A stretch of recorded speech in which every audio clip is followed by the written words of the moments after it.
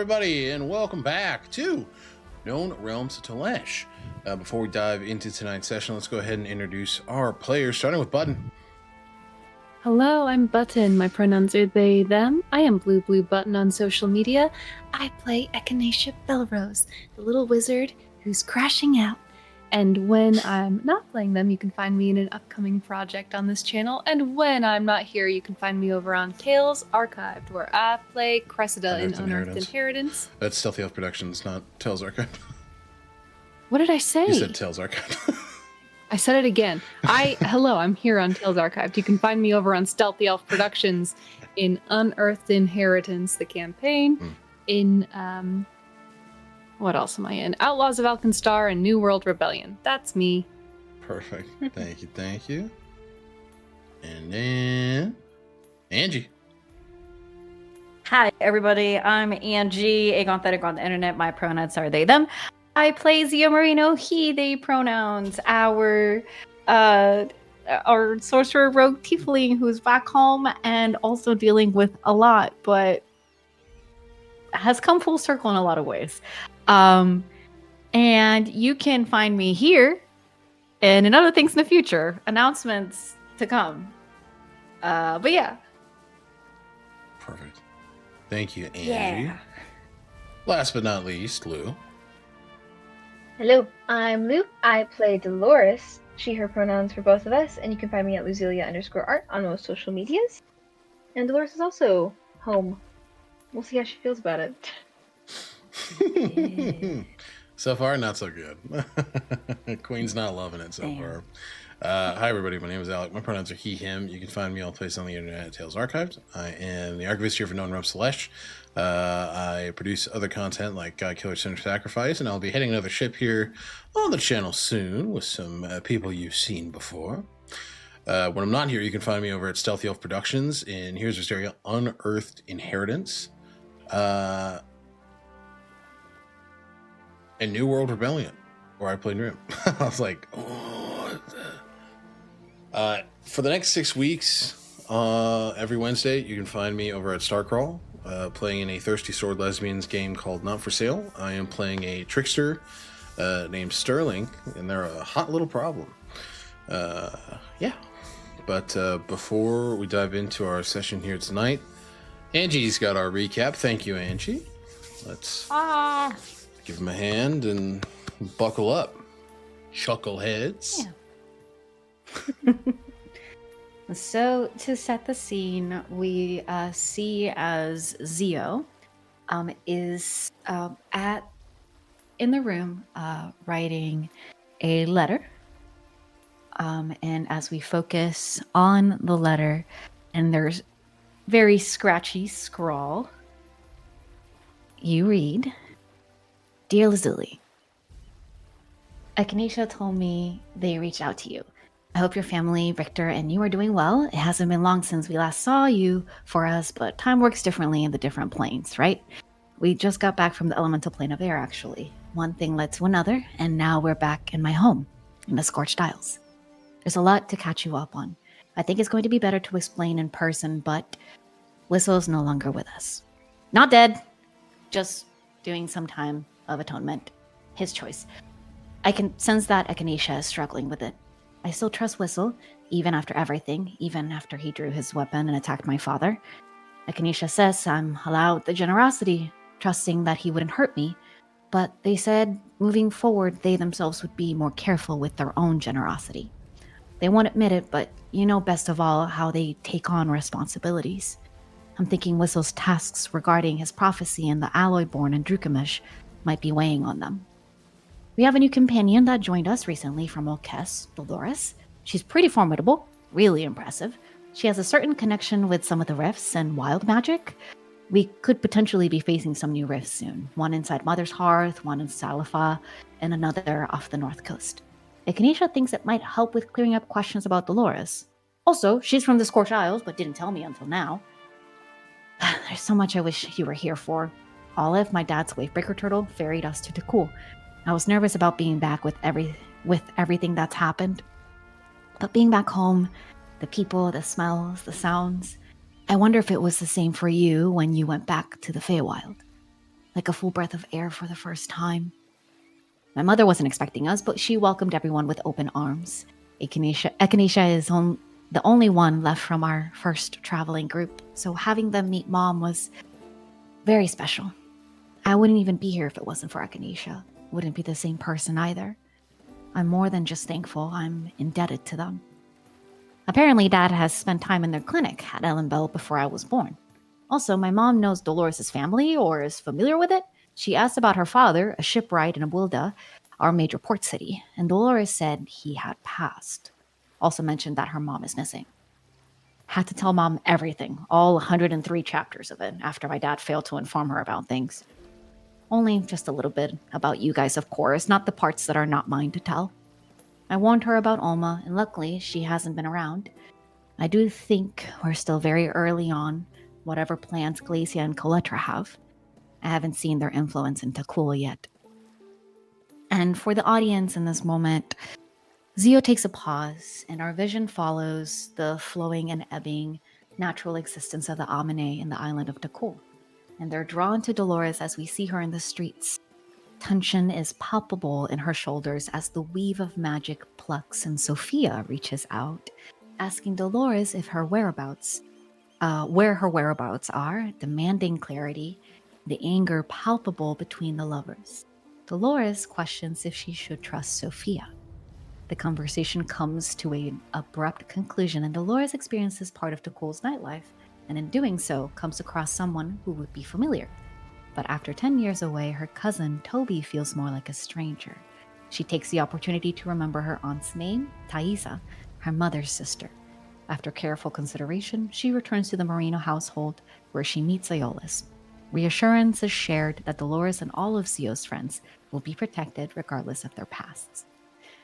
The night breeze then carries our vision back to the Marino household and through the window of Zio's room, where the Tiefling sleeps in the comfort of Echinacea's embrace.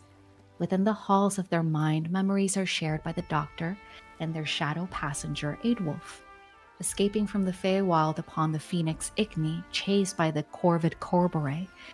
In that emotional exchange of memories, Aidwolf takes on a new visage, a dark phoenix haloed by teal flames.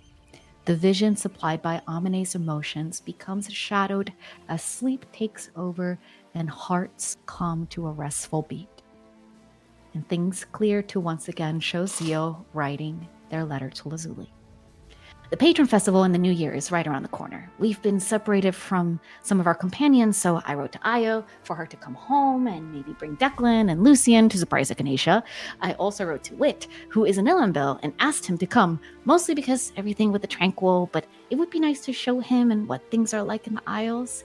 And you wouldn't believe it, he suggested bringing Lorian. Another fun surprise for Echinacea, I think. Cassandra also got a letter, and he's with Kayla and Casimir, so it's a no-brainer that they'll come along. I'm so nervous about introducing my parents to Cassandra. My dad is acting protective, but my mom is excited. I know you were there while I struggled with Isteris, so I wanted to let you know we're going to be contacting him. Helitis agrees that it is important as we prepare to face Glacia and Coletra. We're trying to be smart about how to build our strength. Back then, I thought it was all about being physically stronger and more agile. But now I know strength lies in mutual understanding. We have answers about Isteris' past, things he may not even remember himself, and by providing him a solution to his sickness, we're hoping he will agree to help. Regardless of whether he agrees or not, I refuse to keep the solution from him. Medicine and health shouldn't be a bargaining chip. The only other option we think will get him to agree is one we won't start the negotiations with. It was presented by Echinacea. We would offer him the chance to ally himself with the Fated in the fight against the mages of the Major Arcana in Sunwall. Helitis agreed that these mages are dangerous, and in order to make things better, we must disrupt their power. As long as we set terms, specifically that he not harm civilians and people who are not at fault, then we can offer him a pound of flesh. Things are falling into place. I'm still afraid of what's to come, but I've learned it's better to embrace the fear knowing I'm not standing alone. I hope you're safe, and if you can make it, I hope you consider it. All of my love, Zio. Well, fucking done, Angie. Phenomenal recap. Well Bravo. well deserved Yeah. inspiration point. Nicely done. Mhm. And from that beautiful recap, we will transition to a rough night's sleep. Dolores. Mhm. Returning home. Sorry, music was way more than I thought. Okay. You fall asleep. And there's something about being here that stirs up memories of the past. As your eyes in the waking world close and your body fades to unconscious, your eyes open again and it's a sunny day. And you're on a ship with your mother, your father, and probably about 15 other individuals sailing from the Scorched Isle to the mainland, the Tolesh mainland. Describe us the disposition of a 10-year-old Dolores. She is vivacious. There is not a moment she's sitting still unless she's passed out in the hammocks below. You don't see her sitting still. She's eating while wiggling, dancing across the deck, climbing up and scrambling up the netting. She's precocious and a little contrary, but endearing, and will always sass back. So you just see her one moment, and then you turn around and she's gone the next, fucking with some ribbons, like playing and trying to catch a seagull or something akin in the Talesian world. But it's a little bit of a loner. Like she'll play with other children, but moving, there's never like strong ties that are built, so she's happy to play alone as well. As you are very raucously moving across the ship, you hear the voice of your father, Ike. A human man, older, a bit portly, plenty of hair on his arms, balding on his head, but he's tattooed from the neck down, completely covered in nautical tattoos, very like 1920s American traditional. He's a sailor through and through, and that is what you get here. He's like, Dolores, get down from there. Come on, you know you're not supposed to be up there, sweetheart. I can see how much fun you're having, but now is not the time, my love. It's so fun up here. I know, but careful. You're being loud. You're being a bit much. And then there's a elbow to the rib as your mother. My mother. Thank you to my mother. Your mother, Hannah. Just Hanna. Another human woman, very muscular, sleek build, much like your own, but she jabs your father in the side, and he goes, "Oh, my spleen! And don't you ever tell our little girl that she's being too much. You don't understand how that wounds a girl. Don't say that shit again." And you see he goes, "I didn't mean no harm by it. You can see like an elderly couple, a woman like crocheting on the boat, just looking up like Dolores is op number one. Like this old lady hates kids. You know what I mean?" And she's like, "Nah, Dolores, your sweet and stupid father might have said something dumb, but he's not wrong. You should come down, sweetheart. We can play once we make landfall. Or you want to arm wrestle?" Is land ho? Like, does she see land, or is landfall a while from now? You can see land pretty close. You're about halfway between the Isle and the mainland, and that's a really magical spot because you can see both. You can start to see the edges of the Wavern Peaks, the crests of snow in the northeast or the northwest portion of your vision. You can see Mother's Heart in full display behind you. You're in between both worlds, and it's beautiful. But yes, you're close to land. It's probably going to be another few hours before you're there. I think Dolores is, and she's like up in one of the rafters, correct? Yeah. She's seen a feather that has like landed just somewhere, and that's she's got a mission, so she's looking back at the feather and is like, "Sure, Mom." It's like getting higher and higher. I just have to get this. As you get higher, Dolores, the voices of your parents, something begins to shift. As there is a deep, ethereal, pink, blue, green light glowing underneath the ship. And you almost hear this tearing. As soon as it does,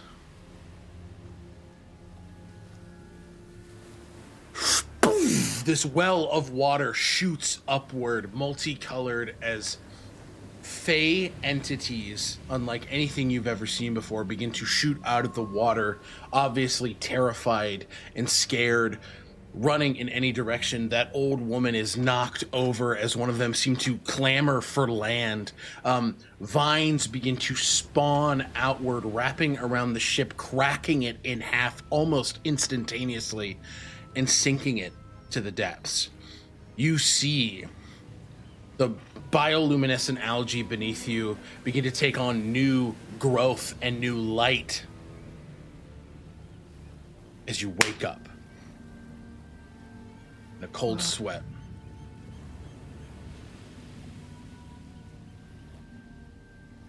Dreaming about that night.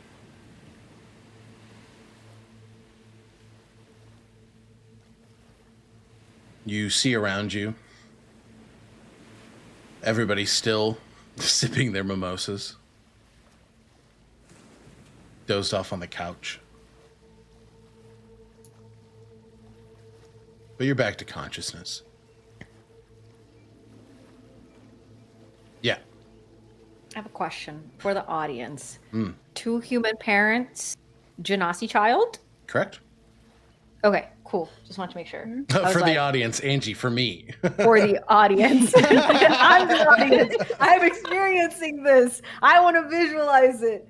I was like, is this a human child? Did Dolores become a Genasi at some point? Dolores has been a fire Genasi the entire time. Okay. Good to know. Ooh. A little mystery has been planted. But yeah, you wake up and you see everyone drinking, kind of talking. I think the energy's a bit light here. And I'll open up the scene to all of you. Zio is by Echinacea sitting, enjoying not mimosa, because I don't think Zio likes champagne or anything that's bubbly like that. Zio's like, what's your favorite dessert? Zio, I'm really bad at picking favorites. If you had to... Actually, I'm not going to word it like that because... Were you about to say gun to my head? No. Zio looks at you like, no, I was going to say if you could choose your last meal. Oh. Damn. Yeah. But I thought it was too much. But now you're saying gun to your head. Listen, you said you didn't want to phrase it in a way, so I just thought of the most triggering thing possible looking back and went with that. You know what? If I had to pick, I'd say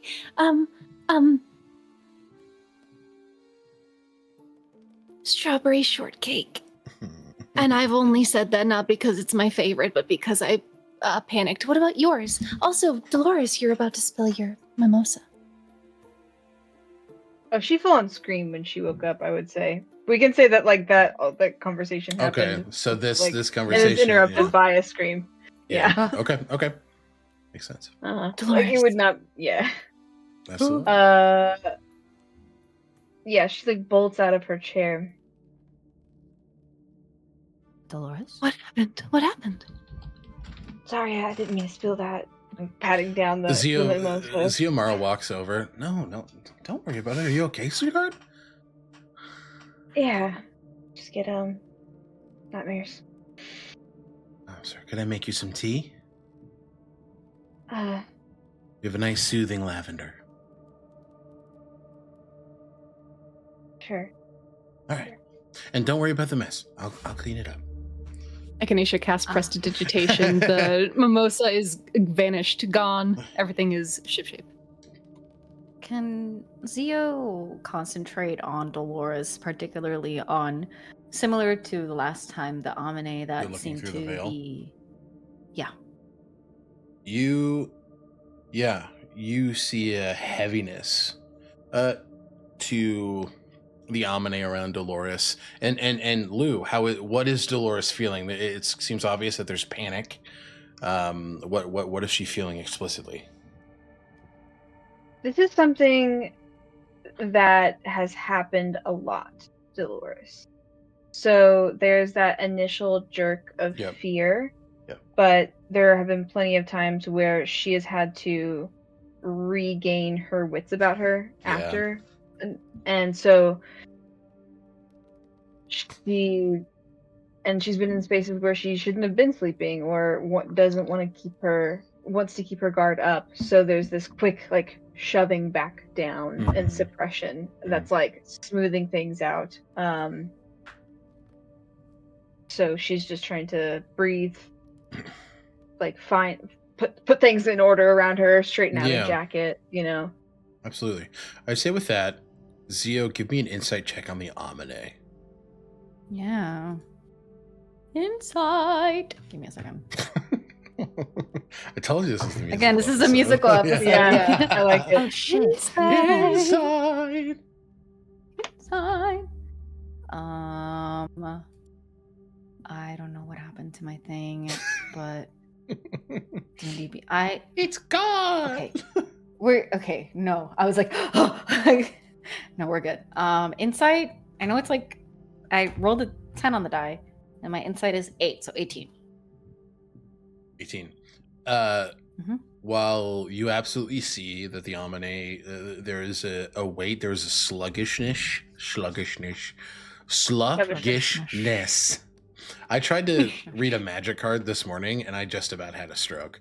It's Whisker. It was very cute. Whisker, Quill, fuck. Sluggish, lethargic. But there is given the familiarity of moments like this, you can almost see the Amine compartmentalizing and like beginning to move as if they normally would, just to like adapt to Dolores's sense of like chasing that sense of normalcy. The Amine are responding in kind to that. Ooh, okay. Am I able to? I know that's what you're telling me. That's what you're telling me. I'd never lie to you. But I don't know if Zio would understand that's what the Amine is doing. Probably not, and that's up to your discretion. No. If Like you would understand, like the compartmentalization. Yeah, I feel like Zio has never. If Zio had been a little bit more in tune with the Amine when it was happening to them, yeah, sure, they would be able to connect the dots. Yeah, but I like that. Okay, yeah, you see a momentary dip then, and then it Yeah. seems as if they pick back up and are just they pick back up. Yeah, exactly. I like that. That's that's good. Yeah. But Dolores. Zio will make a note of it. Cool. Noted it. Dolores, what were you dreaming about? I can't remember. You know those dreams where you're falling and then it just jerks you right up? I don't have those. I fly every time. Iolus is like Got it. very solemn. I know what you're talking about. us terrestrial people. Just You wake up right before you hit the ground. hmm Yeah. It's like a common fear. Give me a deception check. Ooh. Or a Can performance we check. If you guys, Can we try to? if you guys are, I'll leave it to you. If you think your character would be like, I don't know. Echinacea's passive Anyone- insight is a 14. Mm. I think they believe it. I don't think they're looking for a lie. Makes sense. What did I'll also use passive insight. It's 18. What 18. did Dolores roll? 21. 21. Okay, yeah. She's telling the truth. She's good at this. Yeah. Yeah, she's telling the truth. So what are we doing here in the meantime?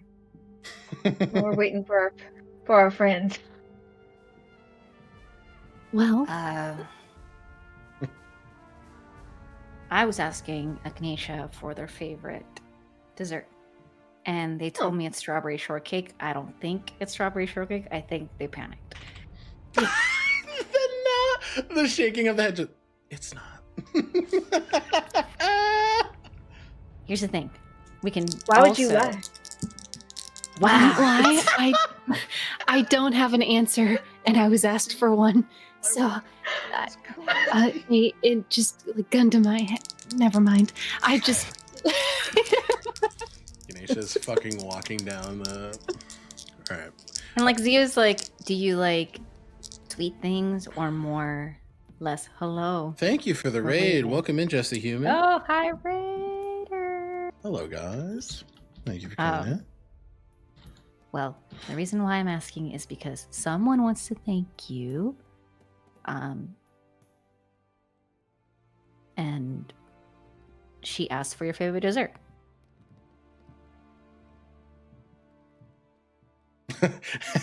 Zio, you totally spot your mom doing like the Yeah. waiting for an answer. My favorite dessert is usually anything that has mangoes. Me too. We can share mangoes. I think there's a tree in the back, if it's still there. We can go climbing. I'll grab some. On behalf of someone who's lost a majority of their memory, I don't know what a mango tastes like. Maybe it's my favorite too. Well, there's all types of varieties too, like limoncello and like lists like rattles off like all the different types of mangoes. And mango connoisseur. Yeah, and I will say, yeah. Ziomaro does put a little fruit plate around. Well, you can try some now. There it is.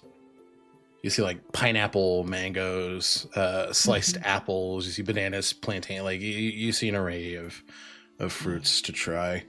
Yeah, Which one's mango? that one right That there, one. sweetheart. Yes. Orange. It's a little. It might feel a little slimy and sticky on the fingers, but it's worth it. It's like custard. Oh. Especially when it's very ripe. Mm-hmm. My favorite is mango. Guys, fuck talking to Isteris today. Let's just do this. You know what I mean? So I rolled for certain boys teleport.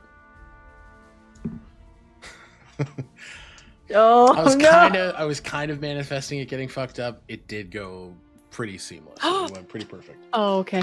Jesus. Oh. So after some time, there is a. Go ahead. I have a. You need to know where you're going to teleport. Or you need to have an item there. An item What from did there. Wit take from Zio?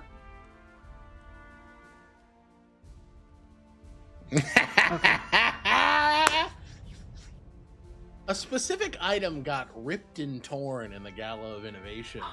And someone's had it this whole fucking time. Or pieces of it. Is it What? his cloak? Vaughn Inspiration. did that. Oh no, Vaughn did do that. You're right. Oh, fuck. Oh. You're right. I'll be like, what? Like what? I take back no, my no, damn. no, you keep it anyway. Okay. Okay. We No. did fight in the Gala of Innovation. So Wit did steal money from Zio in Ilenbell when they came to visit. what a fuck. An asshole. Steal money. I gave him money. It wasn't enough. So as you guys as the morning rolls on, there is a very gentle knock on the door. Iolus looks over to you guys. Were you expecting anybody else? I did send out letters. I didn't think they were gonna be here immediately. I'll get it. So I don't. It's like so. Zio's like, I don't think they'll be here immediately. And like looks at Echinacea. It's like, I don't think anyone would come that quickly. I mean, Casimir could have, but he didn't message me. Dolores I stands messaged up. Sandra. Dolores, what? Stands up, thinking it's Toby. Oh. Mm. Oh. I did The- meet some. No, go ahead. Luke. I kind of like it being a cliffhanger. Like she's like starts like I did, and then Iolus proceeds opens all the at the same time. door, Yeah. and the three of you see, well, two of you see familiar faces. Standing with a crutch underneath his left side, knocking on the door, hair up in a bun, wearing pretty like boomer islander attire. He's very comfy. He's very cozy, like loose baggy pants. His shoulder and like half of his chest is exposed. Like he came in and he got the Birkenstocks. tourist. He got the Oh, he got no. the tourist deluxe. No. Lorian. Why? Next Yeah. to Lorian is Wit, who's arms crossed, just kind of looking around, swatting bugs away. And then Dorlin is standing next to Lorian, just kind of like the complete opposite of Wit, just like, wow, this is great. It's Lorian's devil and angel. Yeah, Wit and Dorlin, correct. Oh my god. And Echinacea, who was holding a champagne glass, drops it, and then without thinking casts prestidigitation and it reforms. What? Surprise! What? well, hi, honey. Echinacea closes the distance between themselves and their husband and their brother. I'm so sorry, they only have 2 arms, and they throw their arms around both of them. The crutch kind of goes to against something, and Dorlin's head gets immediately like noogied. Noogied, yeah. What? Well, Lorian kind of, yeah, you can feel the smile curl on your cheek. Well, Zia was very kind enough to send Wit a letter, and Wit asked if I wanted to come along. All on his own. And I couldn't leave Dorlin at home. Echinacea parts the 2 shoulders so that they can look at Wit. Thank you. And then we go back to hugging these 2 men. Don't mention it, Doc. Zio, you didn't warn me. I didn't, and I don't want to take. I don't want to take responsibility for it because it really was Wit's idea. I'm grateful to you both. And they do that awkward, like, hug shuffle out of the way so that Wit and Zio can see each other. Wit will just kind of stand at the door. Xiomara is like little dogging in the back because of everything that was said. She's like, Yeah. I still don't get it. The Zio's just sort of like standing there, kind of like the moment that the like door opened and like Wit was there, Zio like stood up also, but we're very much just allowing Echinacea's reunion with her husband. And they're kind of just like, their tail is curled around them and he's holding the tip of it, just kind of like together, just like in his hand, just kind of fiddling with the fins at the end. Hi, welcome. Hello.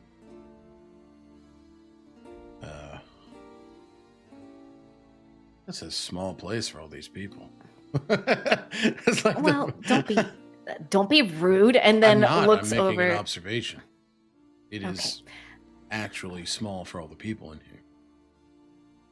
It's gonna get smaller then. Shit. Mom, Dad, and Zio will turn over to their parents. So this is Lorian, Echinacea's husband, Dorland, Echinacea's brother, and wait. And then Zio just was gonna say my, and then just holds, just wait. Lorian does as deep a bow as he can muster, still being a little on the sore side. Just thank you for welcoming us into your home. It is a pleasure to be here and a pleasure to meet you. We've heard wonderful things. Dorlin runs up, shakes hands. Hi there, pleasure to meet you. Thank you so much for having us. Is there anything I can do to make my presence more comfortable? I can do dishes, I can fold clothes, whatever you need. Aasimar and Iolus are like, you're fine, sweetheart. Like, you can just hang out. Wit will just a step up, like not directly within the line of the group, but just sort of nods and hello. I am Wit.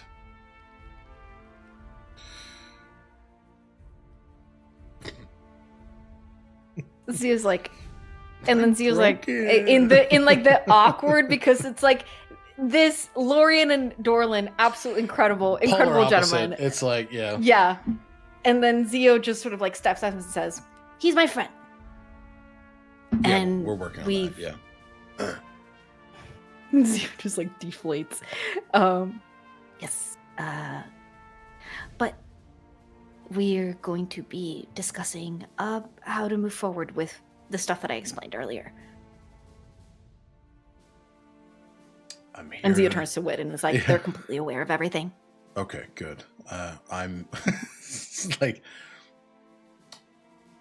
give me an insight check as Wit says the following thing. I'm here to help.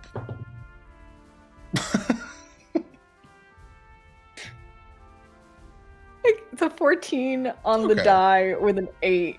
So that's okay, that's great. 22. He's genuinely trying. He's genuinely trying. It's hard. This is essentially the first big test outside of the Belrose Medical Institute. And it's with parents. And it's Zio's parents, yeah. Not with Zio's parents. Wow. But he just are we all staying here, or should I get a hotel? Oh, we'll find space. Zio looks at Xiomara and Iolus. Iolus is like, yeah, we'll find space. Very, very like similar, like, yeah, we'll make it work. Because Xiomara's like, I don't know how much more we can make work. He's like, we'll so many more people. Yeah. I can make a little dome for space. I mean, it also depends on the person. Would you feel more comfortable finding a place to go to? I don't care. It's fine either way. Iolus is like, well, actually, I did finish something if you guys want to come outside. If you want a more private place to plan, I've been working on this since you and your sister left. Oh, okay. Yeah. What is this, Dad? It's a surprise. Don't tell Io I showed you. She'll get mad. What do you mean? Io knows about it, but I don't know about it. she's the engineer, you're not. No offense. Well, now I've got to see this. Yes. Lorian kind of curls his arm around yours, Echinacea. Your Aedwolf, as he kind of peeks out. It's good to see you, Lorian. We both missed you very much. Well, I missed you guys too. I'm happy to be here. Darlin's like, what are we looking at? And, does the is everything okay? Based on how you guys departed, checking in, kind of getting as much insight as possible. Yeah, as we're heading out to see whatever it is we're about to see, Echinacea will quietly relay the events of our misfortune in Ulkes, the appearance of the Magus Arcanum, the attempted kidnapping, the successful kidnapping of Dolores, the taking of Whistle, and then the jailbreak. And flight to the elemental plane of air. Yeah. So, now I'm a good and proper fugitive. Lorian squeezes your hand. I'm glad you're okay.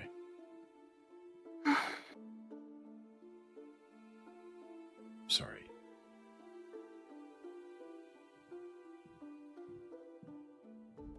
I had to face the Magus Arcanum sooner or later.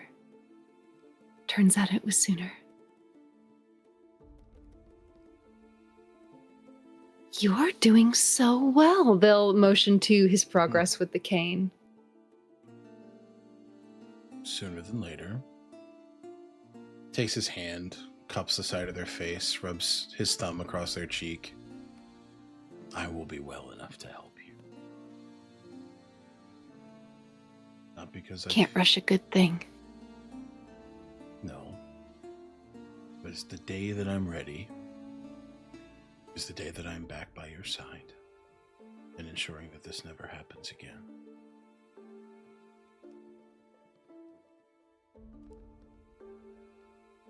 I believe you. Very tenderly kisses their forehead.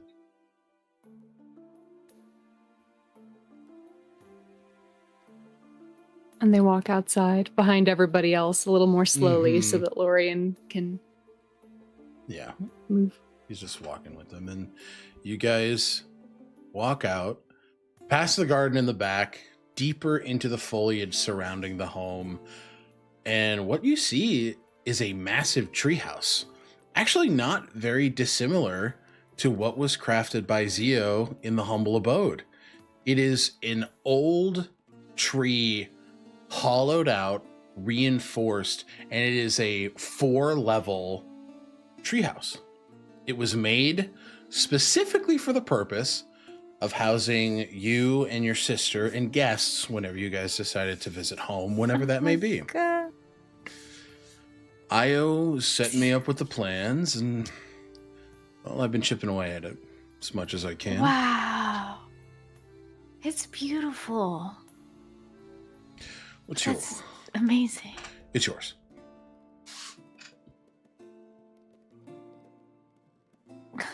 And like Zio just has a moment of just kind of like, oh, this is having a place and like knowing, like having it, like, of course, home is home, right? Right. But then also being told like this place is yours, is also like a big thing. I'm so sorry, my second monitor like went away, and I'm like, Hello. I know, yeah, I'm just You're like, fine. But Zio looks to their dad and like gives him a big hug, and then turns to the group. And this is like, well, I guess we're gonna be a lot more comfortable now. It's beautiful. Thank you. Magnificent. Well, it's all furnished. So, go in. Zio, your room's up high, naturally. Now, I was on the ground floor, but there are probably about 6 more rooms there. How? I'm almost retired. I got a lot of free time. Almost retired. Almost. You just decide to jump in when they need me. And have they needed you? Given what happened the other day? Yes. You told me that hasn't happened a lot, but are you just being sensible, or have you noticed things? I heard the call, thought it was odd, and I went to it, but I'm older than everybody else in the Coral Guard. My senses are a bit more tuned in to things outside of the norm. The waves are moving different. The atmosphere's thicker in some places.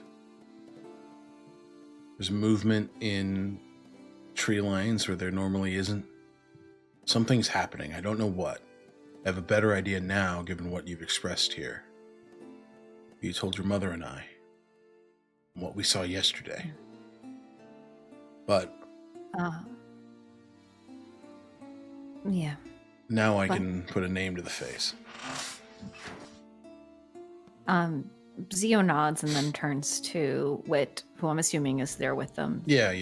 He's standing by and he's listening to that, and you can see just like a gritting of the teeth. This What is his aside from that? What is his demeanor right now? And I'm assuming he's still kind of like tense, trying. Very tense. Almost like your passive insight's 18. Yeah, it's a really good passive insight. It's like when a foster cat is put into a new space. Yeah. You were like looking at everything, seeing how things move, gauging the sounds, processing everything that occupies the space, and figuring out where you can exist within that space. And Wit has lived an entirely nomadic life. He is not settled in any one place. So, it's a very tense, not having any sort of like negative reaction to what's being presented here, but it's very new, and new is scary. Yeah. Zio will try and pull his attention. It's like, we came across some what I'm assuming are some agents of Coletra and Glacia yesterday.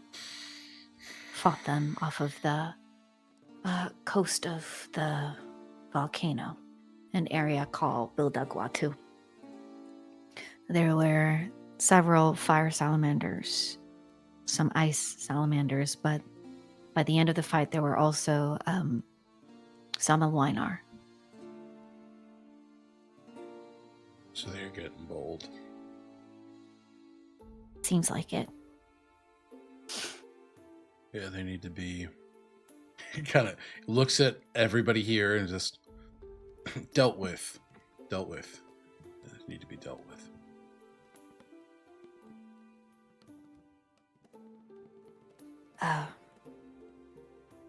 We're planning on reaching out to Isteris. I already told you that. And I think Zio will wait until they go into a little bit further detail of what their plans are with Wit, so it's not to like Sure. overstimulate them with like more information as they're trying to also settle with all of everything that's around them right now. Absolutely, that makes sense. Okay. You guys enter. Iolus and Xiomara kind of give you guys the time to explore the treehouse, to settle in the spaces you want to be in. Anything you guys get up to particularly? Echinacea's got to introduce Dolores to Lorien. It's that whole spiel of like, so a lot of this I learned secondhand, but Lorien and I were married centuries ago. And like they're giving the whole spiel and then giving it back to Lorien. And Dolores and I met a few days ago at the Crimson Mask, which we used to know as the Sanguine Mask, of course, and we fought there actually. We were Lorien's angels. Yeah, you were. It's nice to meet you, Dolores. A pleasure. And as you've been talking about like all this lore, she like, had taken off her jacket, and you can tell that she's antsy. She's like, yes, married. The Crimson Mask, like, and just kind of shoves that down. Well, married. There's some sweets in there, and I'm gonna go. And she goes and climbs the tree. Did she just say married twice? Yeah. Like, just be like... That's Lorien to Echinacea. Like, I see. She did. Seemed to have caught her by surprise. He kind of leans over, elbows you in the shoulder. Oh, no. I think there's something you need to be doing about that. If you feel so inclined. I thought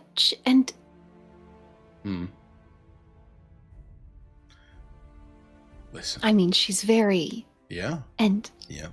Yes. Perfectly your type. Okay. there's that like that polycule moment where you're like, don't tell me my type. I know my type. Like, I know. Yes. And you've been mentioned before, but I think maybe seeing you is a bit different. I'm sure it's always a bit.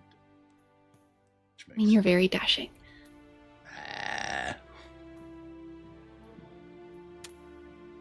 Married twice. Okay, yes. I'm gonna... And Echinacea flies up, following Dolores, and sort of knocks on whatever door she's walked through. Dolores? Not walk through, just... She ran? No, she's like climbing the tree. She likes trees. She's climbing. Perfect. They're flying next to you while you cry. While you climb. While you cry. While you cry. I can't talk. I'm sorry if I startled you with information. I didn't mean to. Oh, certainly not startle me with information. How do you not react like this whenever you see a treehouse? That's an excellent question. How and which can you speak? I think the wings really did it to me. I see. I didn't mean to be a poor listener. No. No. Do you mind if I fly while you climb? Feel bad for leaving your partner, who clearly can't do either. You look down. Dorlin has got Lorien over his shoulder. And he's like, "Yeah, look at that. That's a pretty good one." And not like he's got his arm around his shoulder, and he's just like walking, like kind of holding onto his hip, and it's just like, "All right, we're gonna drink that. What do you think about that, buddy?" Lorien's like, "I would love to drink that. You need to pour a double for yourself. You need to calm down, my friend. You're very excited." He's like, "How can I not be? This place is sick." Echinacea looks to Dolores. You know, Lorien is very talented at a thing called compersion. I think he won't mind at all if you and I climb. Wow, I can't talk, guys. If you and I fly and climb together, I think he'll be happy for us. But I encourage you to try the climbing. But if I do that, I can't race you. And Echinacea starts flying up the tree. That's cheating. Then she goes back. And it's like skittering on, like, carefully. I'm not trying to break the stuff. Yeah. You know. And frankly, it would be very hard to break the fortification that's been built here. I'll be very fair. You two give me acrobatics or athletics checks as you race to the top. I'm bad at both of these. Oh no! I 28. rolled a 2 on the dice. I saw your 28 pop up 4. Despite the flight advantage, Dolores just manages to beat you out.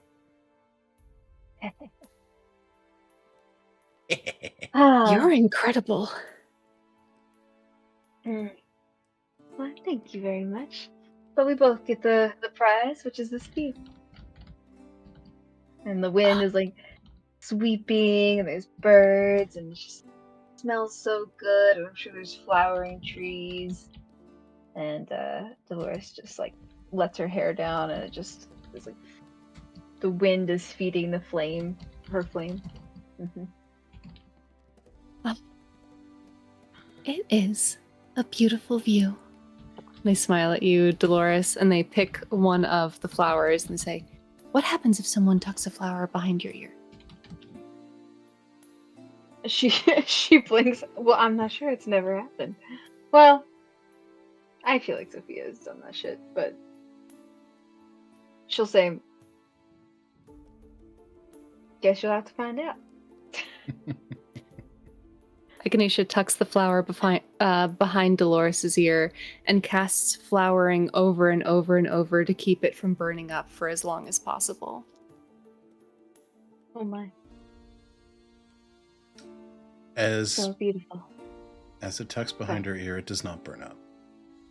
Huh. The flame only accentuates the natural hues of the flower.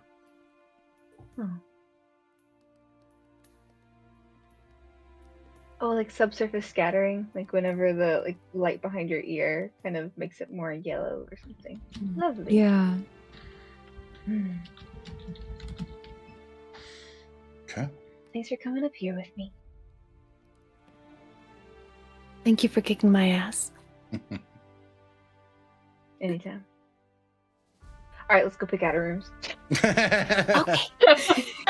You guys go run and look for your rooms. Zio, you're downstairs, and I think you and Wit are kind of circling the same room here. Wit's kind of specifically like looking at a hammock, just in like an open space. Just, I'll take that. As long as you think you'll be comfortable. Yeah, I'll be comfortable. Part of me felt like a bed was uncomfortable.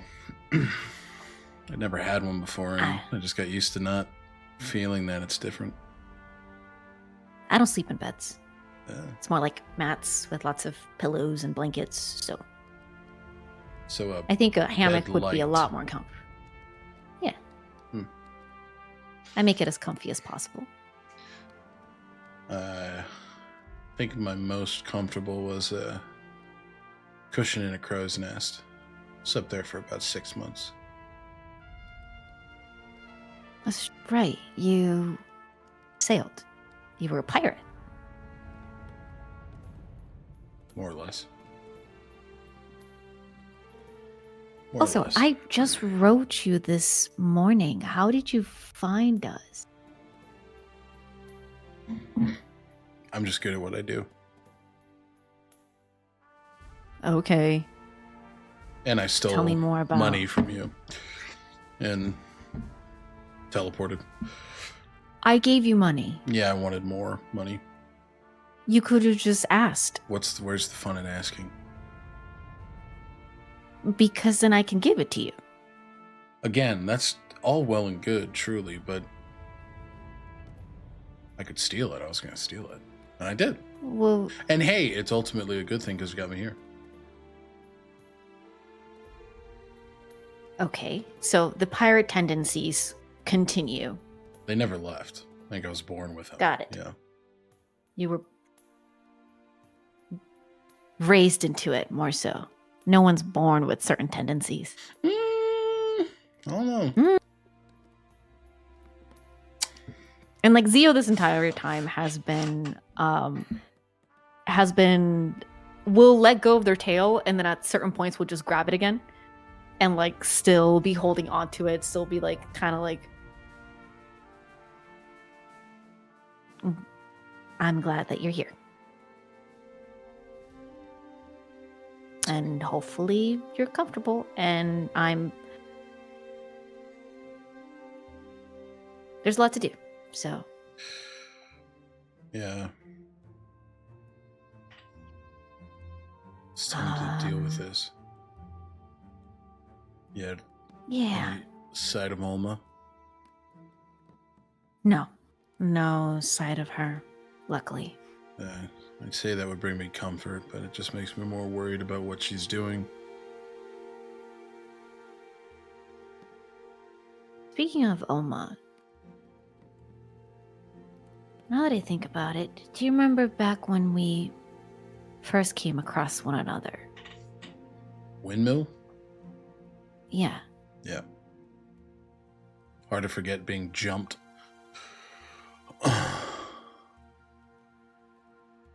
Well, you were doing most of the jumping. I was kind of running away. I never said from whose perspective.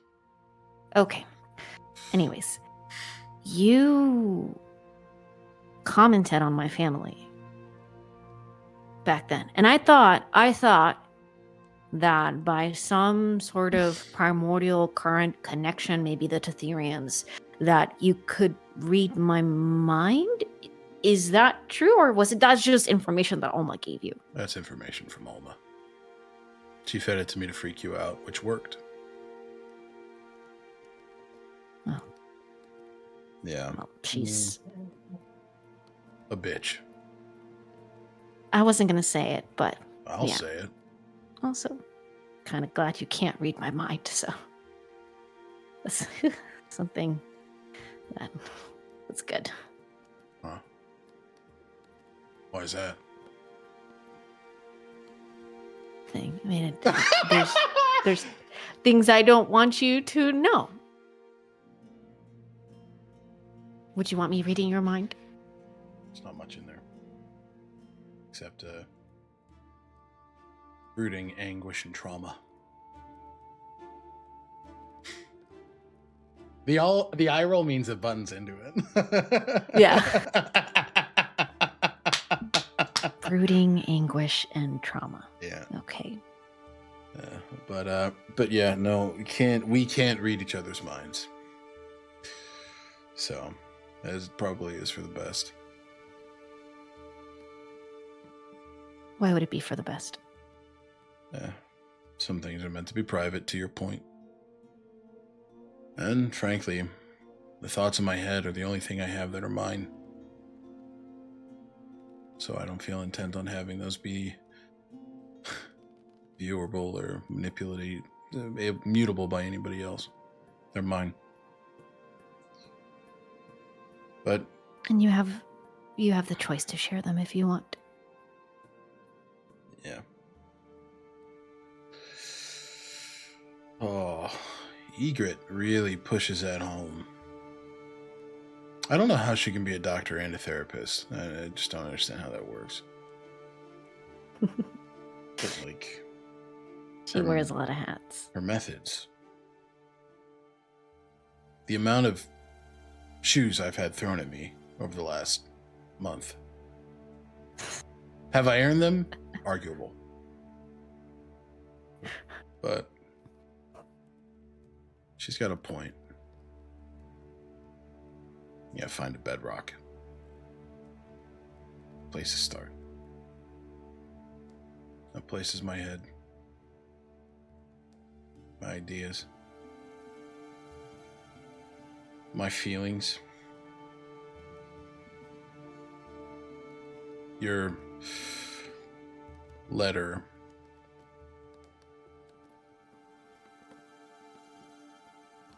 Now's my opportunity to fight for what's mine. Specifically to the people who tried to use that for their own gain. Alma, Glacia, Kaletra.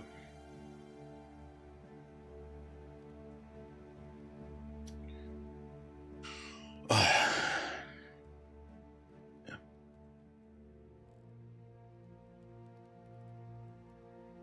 I want to make sure that I help you with that.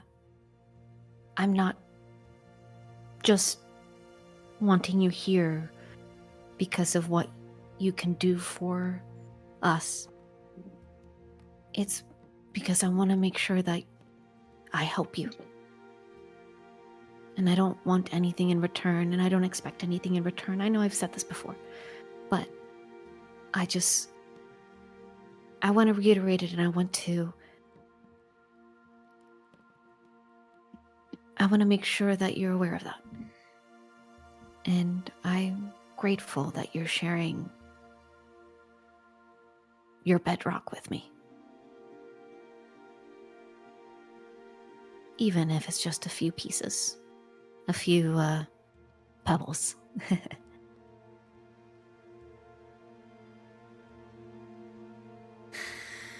Thank you. I know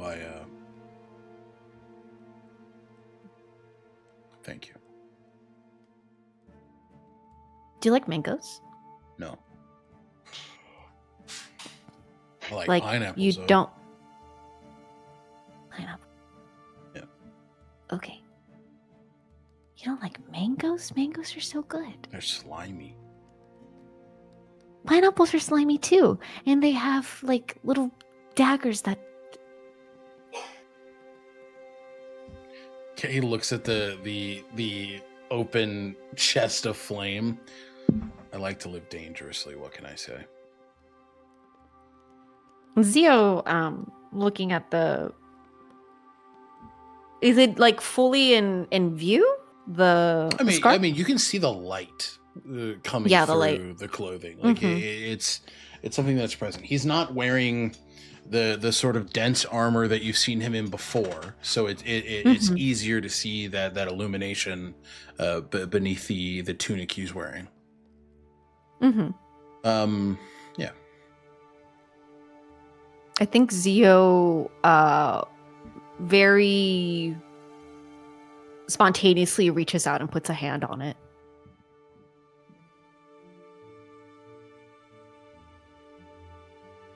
It's warm. It's lava. Yeah. It's just so impressive. I know it's costing you pain, but it's the fact that the way that you're handling it. You're very impressive. I think that's why you were really scary the first time I met you. I think I was more so impressed by all of it. Well, here's a pebble for you. It's all an act.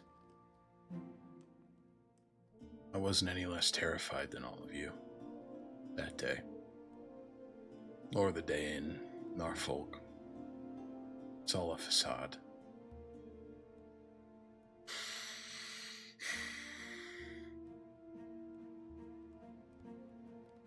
But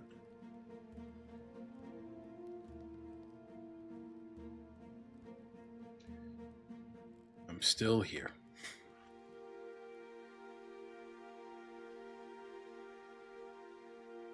The act worked on me. Good. Means it's a good act. Maybe it'll still work on Collectra and Glacia.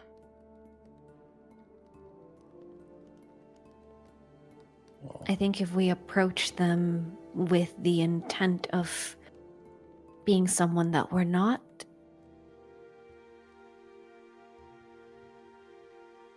that might not be as effective as you might think. well, let me reassure you, Zio. As he begins to settle in a hammock, I am intent on killing them.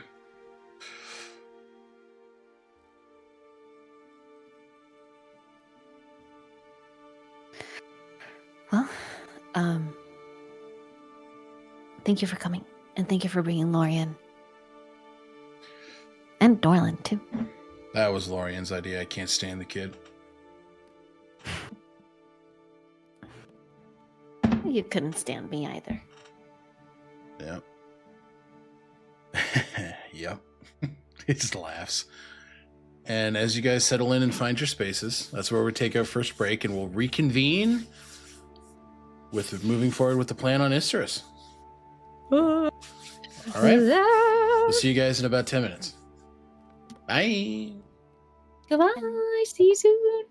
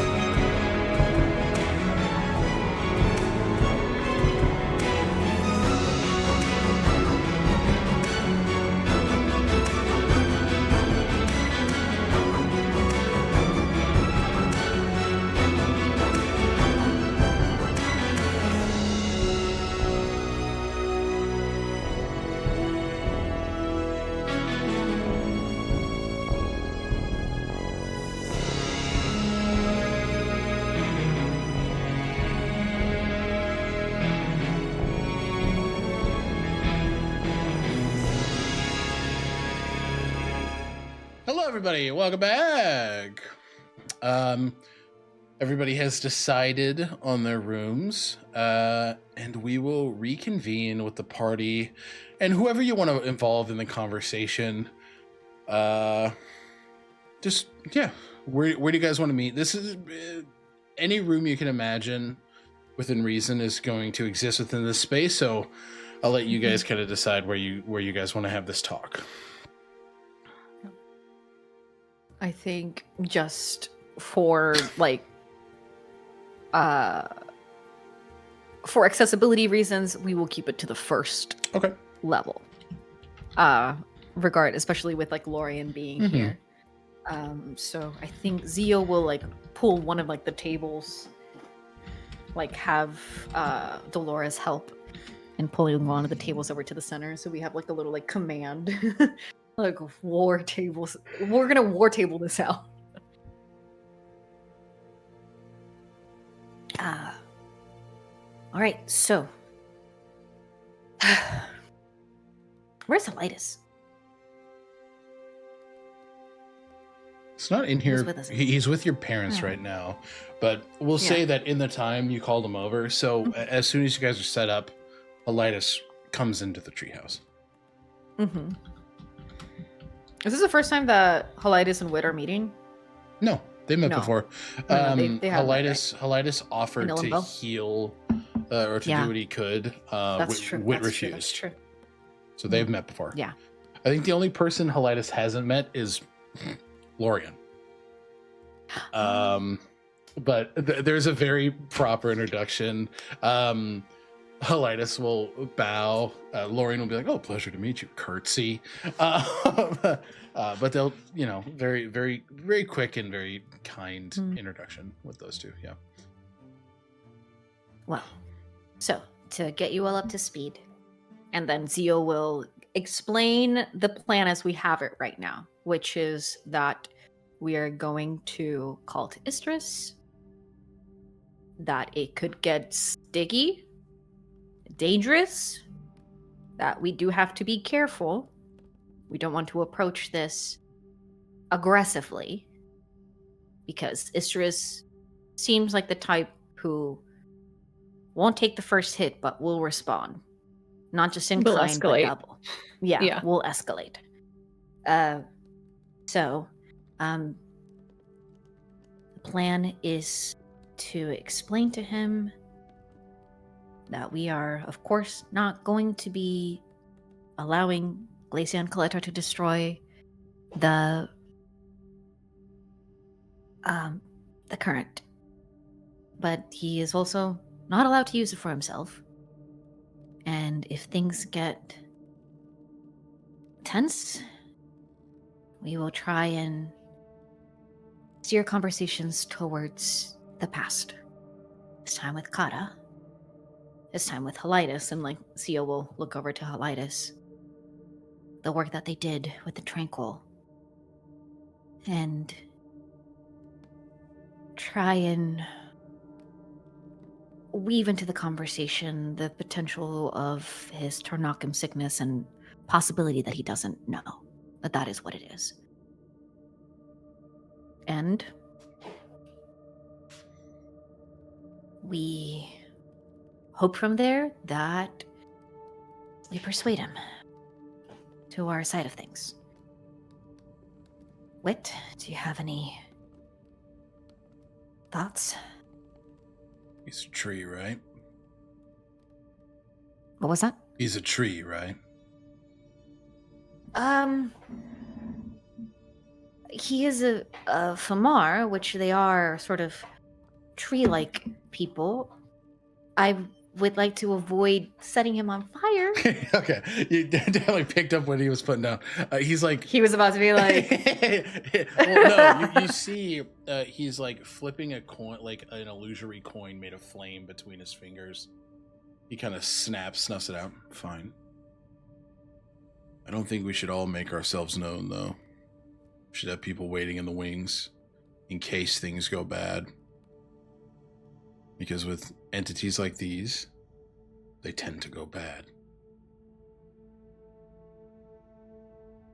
Well, Echinacea, if you're comfortable, I would like for you to stand with me. I would like to stand with you as well. And Dolores, I want to give you the option. Yes. Hey, Finn. Hey, Finn. Lou's like, I'm about to fucking yeet this dog. Finn said, "What?" Finn keeps locking himself in the back and is like, why am I here? No, he's upset that he can't get underneath my desk and Buddy like boy. sit on my cords. Buddy boy. No, Can't do that. I don't know what he wants. it's warm under there. I think I could do either. I don't know this Isteris. The And good thing too. Yeah, the good thing too is that Isteris doesn't know you. Maybe remaining in the wings could help us. in the long Politis run. will kind of speak up here. We should be as open as possible. If we have people waiting in stealth, he will think that we were always prepared to attack. I do not believe that is the impression we should give. It will only make him more guarded and prone to distrust, which is antithetical to the point of what we're doing here. Right. do we know how to heal Tarnakum sickness? Is that a certain thing? Alec, do I know how to heal Tarnakum sickness? You do. Okay. If I remember correctly, my notes are kind of vague, but it's a lengthy process. It takes weeks to have it fully healed. Okay. So we know how to heal it, but do we know why Aasimar would be immune?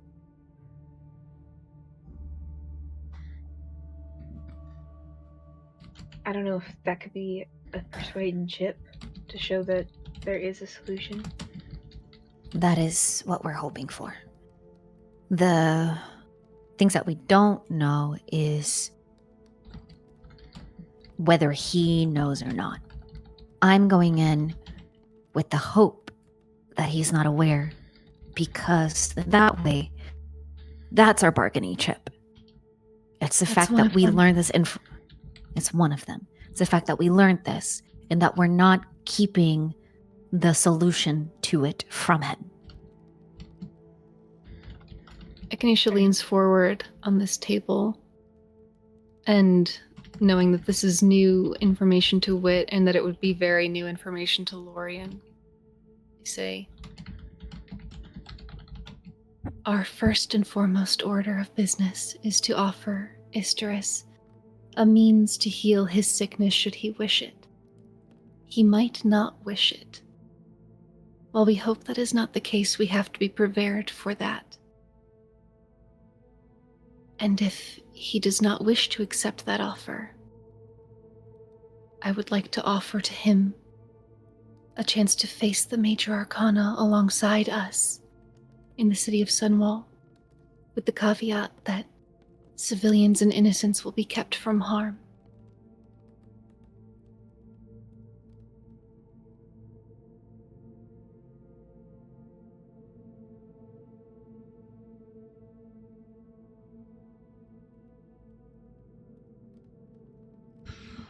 Lorien kind of nods and just understanding a pretty big weight there. This is obviously direct moves against the Major Arcana, which is huge. He nods. Sounds like a good ally to have. Someone like Isteris. His power is, well, what I understand it. Someone with a shared goal. Someone who can be healed. And show him that there's another way.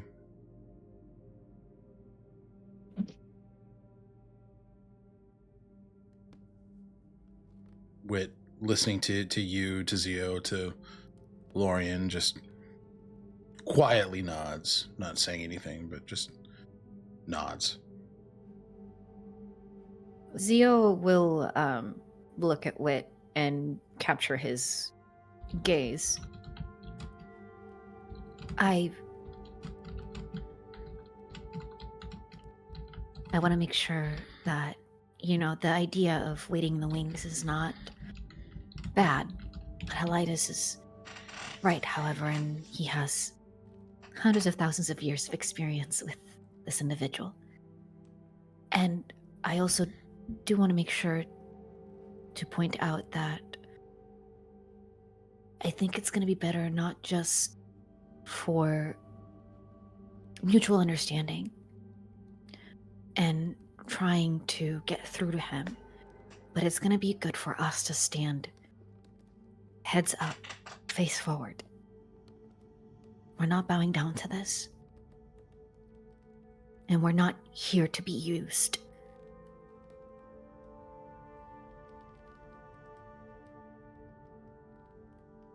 We're no longer their tools.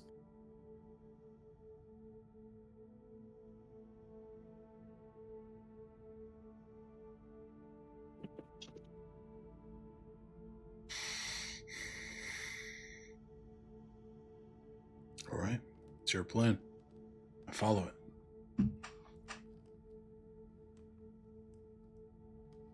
Thank you. Lorian will kind of pat Wit on the back and shoot him a smile. I think everyone give me a quick Arcana check, or give me passive investigations. Either can do. 23. Passive. Investigation 15. 12. Zio and Echinacea. Zio, you see a bit of golden magic sort of seep from Lorian's fingers. Echinacea, you can recognize the spell Heroism being cast from one bard to another.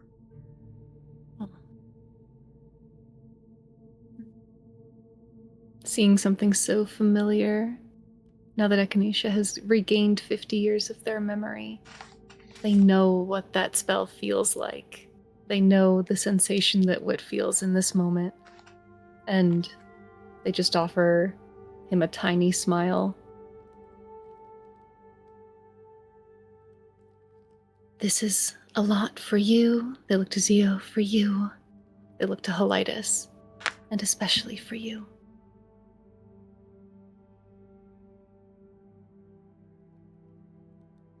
Are we doing this today?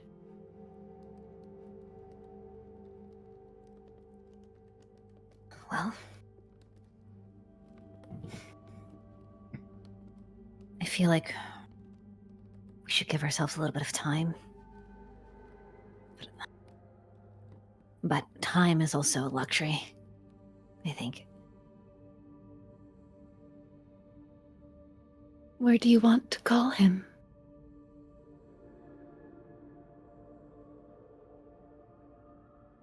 By the shore.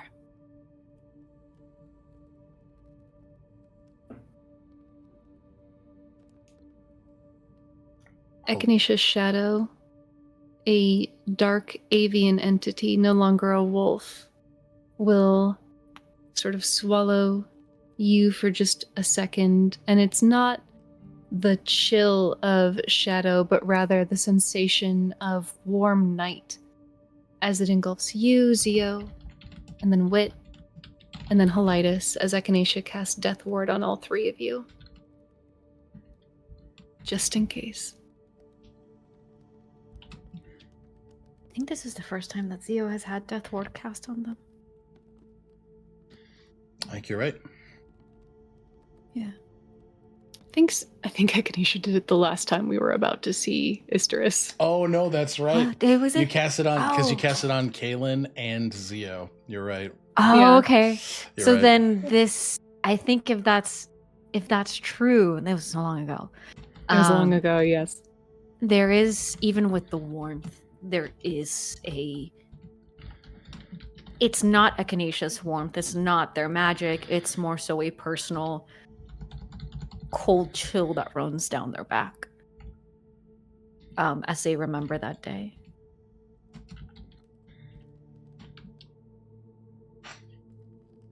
Thank you, Echinacea.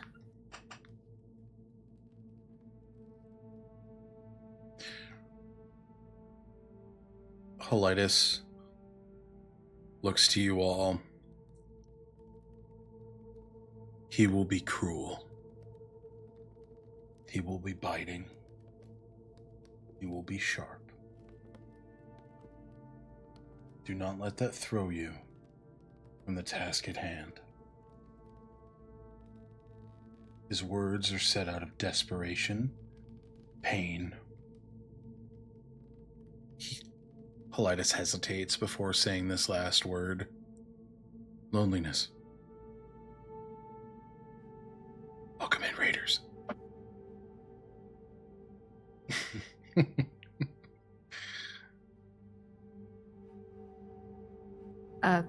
So keep that in mind, yeah. With that explanation of words, I think Zio does look up to Wit. And remembering his words, that it's all a facade. And I think without even realizing it, Zio grabs Wit's hand and squeezes it.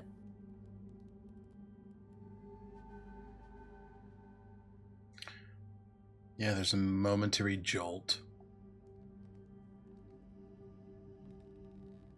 But he doesn't pull away. There's All right. a small squeeze in reciprocation.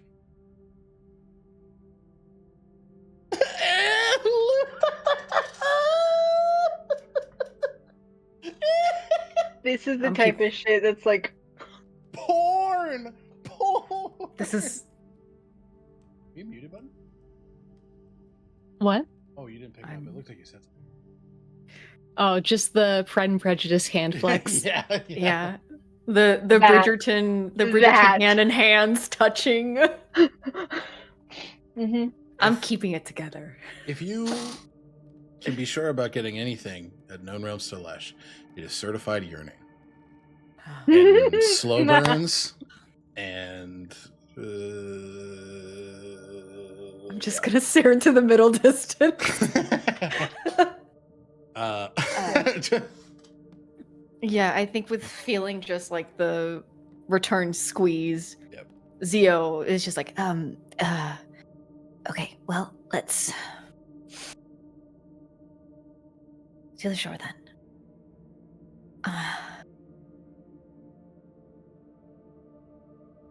You all please, button. Go ahead.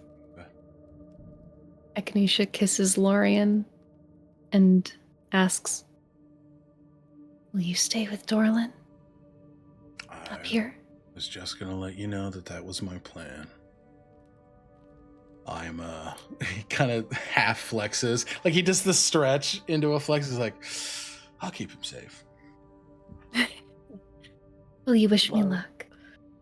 Kisses your left cheek, the tip of your nose, your right cheek, your chin, your forehead, and your lips. I wish you all the luck that these known realms have in store for you.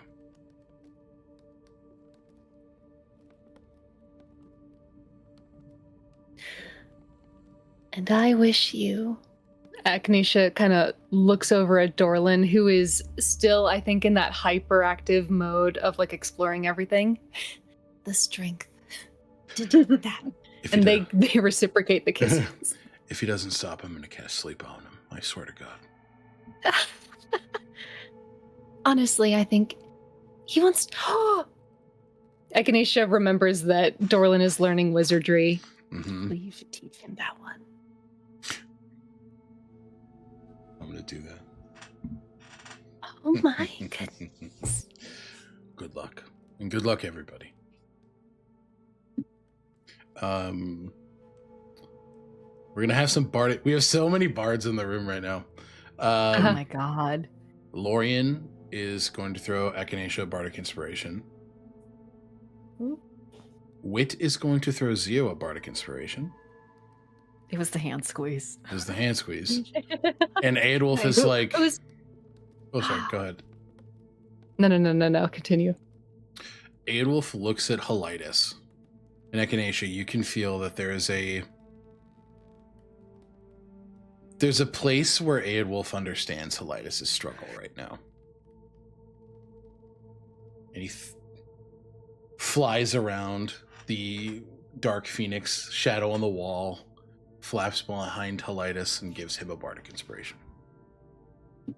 I think the inspiration for a moment looks like an extra pair of wings on this already winged man, spreading out as a second shadow.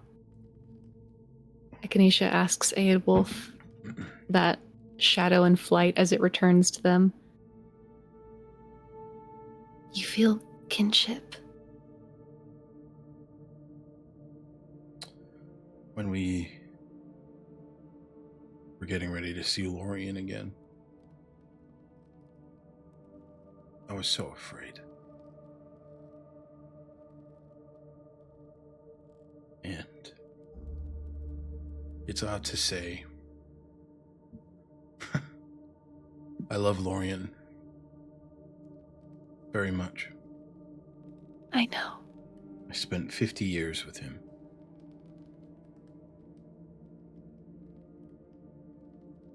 And so getting ready to see him and thinking that I had disappointed him, that maybe this would be a fracture and an irreparable one, I just feel like Helitis is... He's in my worst case scenario with Isteris, and I feel for him. Because I remember how scared I was. And Lorien's much nicer than Isteris. Yes, he is. I have no faith that Isteris will be kind. I have no faith that Isteris will give Helitis anything he needs. But I do have faith in Zio. We'll be there for Helitis. And I know they'll do what's right. So do I. Like, Echinacea and their shadow, they get weird. They're hugging their shadow. It's semi-corporeal. We'll head to the shore. Zio and Dolores. Making your way to the shore is a very odd experience for the both of you. Dolores, this dream that you had not a couple hours ago, staring at the same jade blue water that ship sunk to the bottom of, where your parents never resurfaced. This place that you know is home but feels so foreign to you. You walk its golden sand shores, all the same. And Zio, you move toward a place, the place you met Isteris. Wind and leaves on the wind.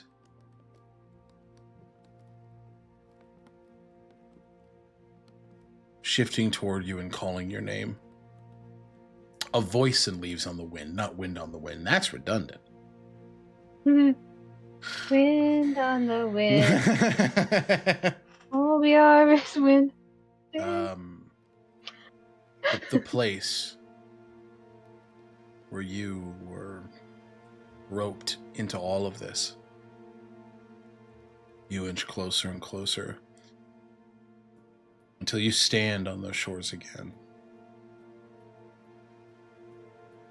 I think there comes a point where, as we make our way to the shore and everyone steps into the sand and walks with Zio, but there's a moment where Zio turns to the group and asks very plainly if everyone can wait here.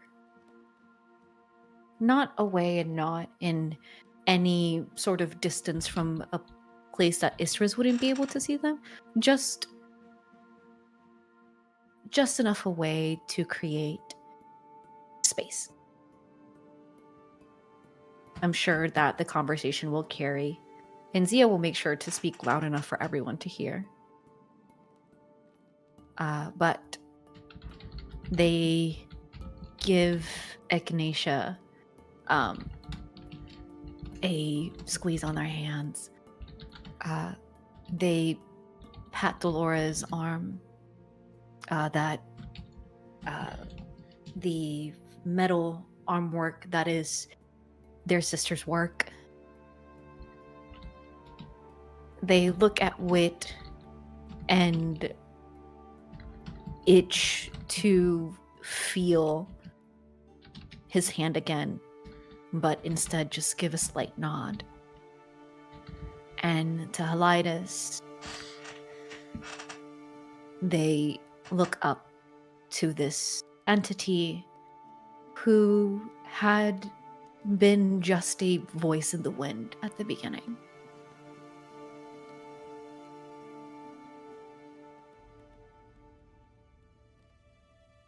Well, here goes.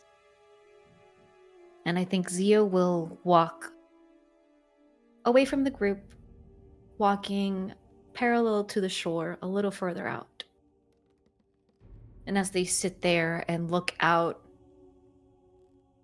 to the expanse of the beach as it keeps going and curves out into the distance and the edge of the island itself and the mountain, Zia takes a deep breath. And then they turn themselves to face the water, and they sit on the side on the shore. They close their eyes.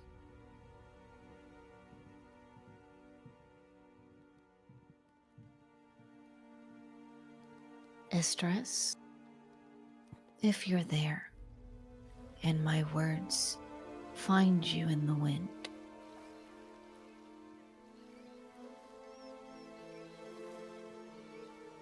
make yourself known to me.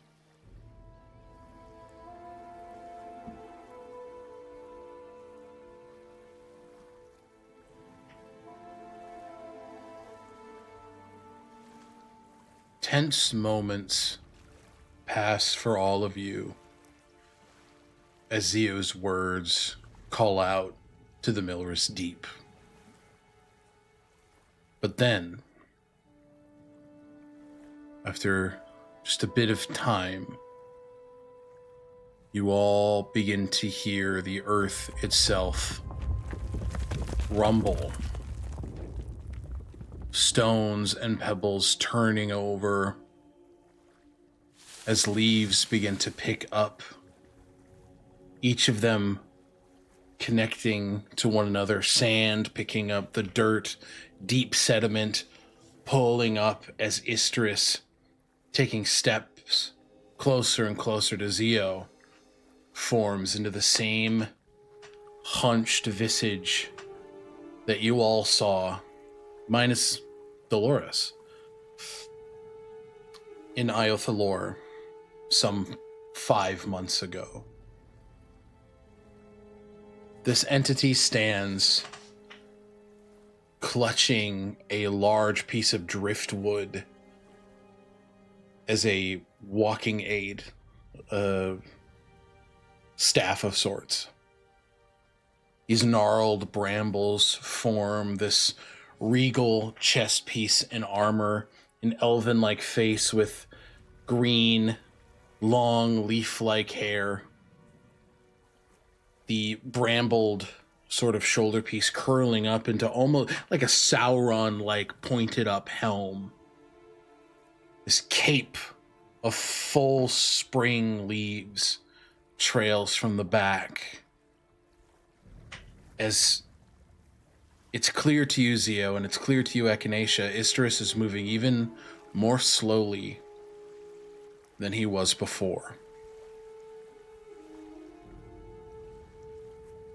Can I medicine check from afar? You can.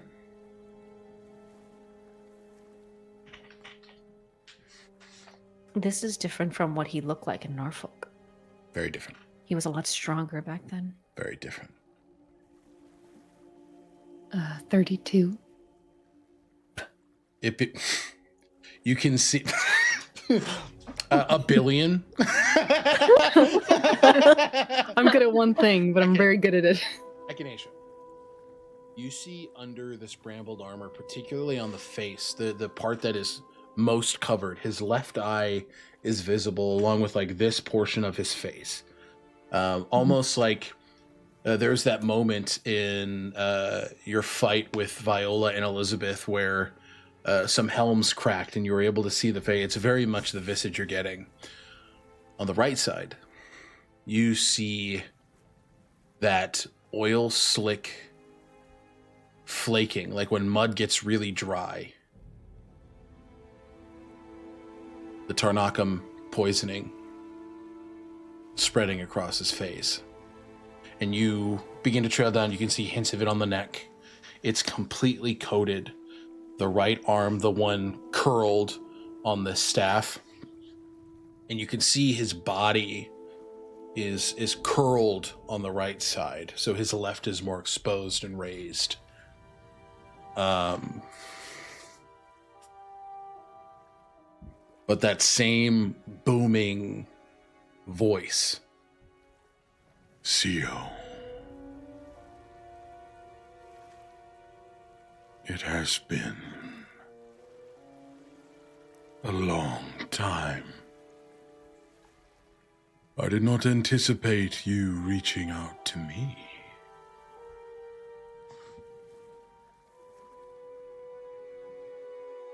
Funny, right? You came to me first, in this very spot.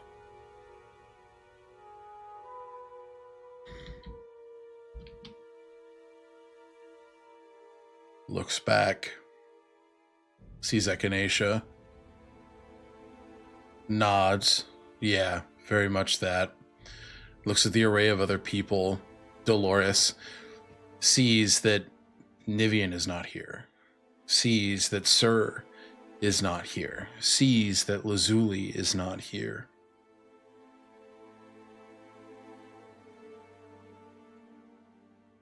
What made them leave you?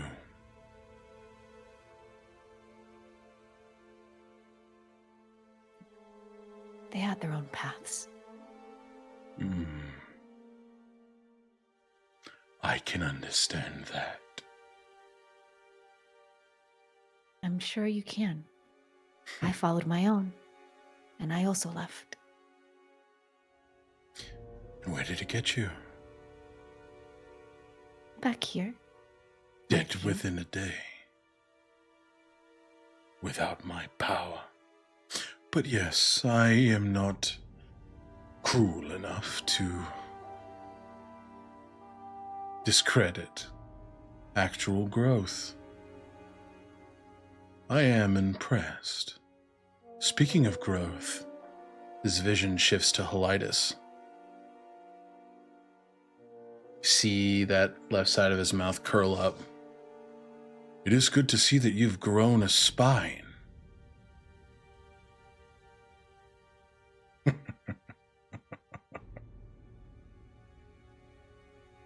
Helitis does I not called you. acknowledge him. I called you so that we could speak. Biting words are not necessary. This is, in a way, a parlay.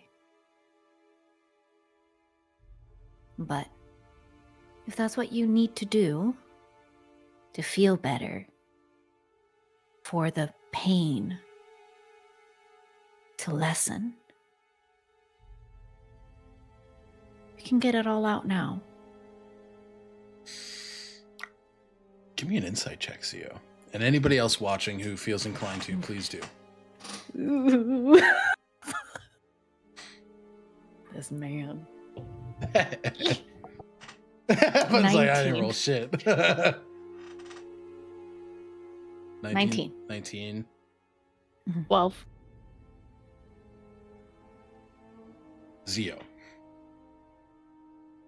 It's subtle, but you manage to catch a scoff.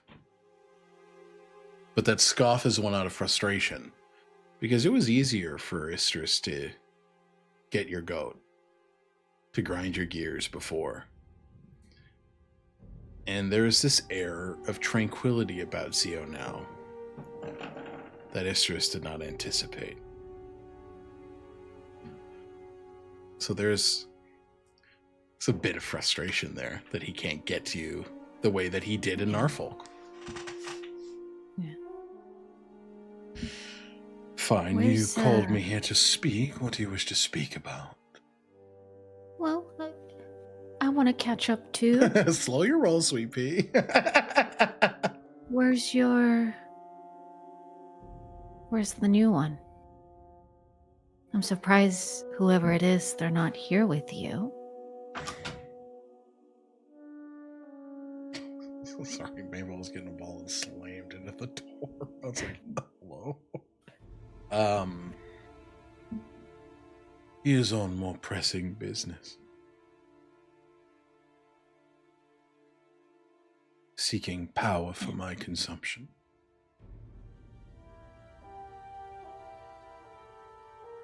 Power.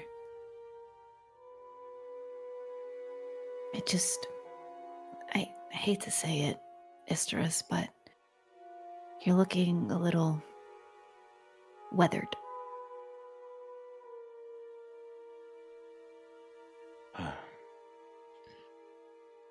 I have expended more energy than maybe I should have to get here. But I was curious. I will recoup. I always do. I'm sure you will. And I mean, I hope you do. More than anything. You know, that was something that I always hoped for you. And I still do. Deep down in my heart.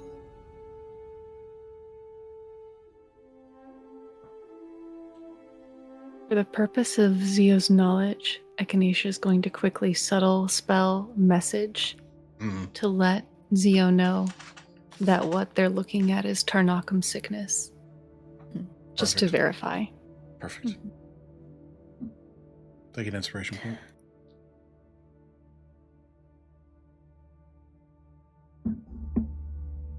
One of the last conversations we had, I remember speaking about how there's no such thing as emotion in nature.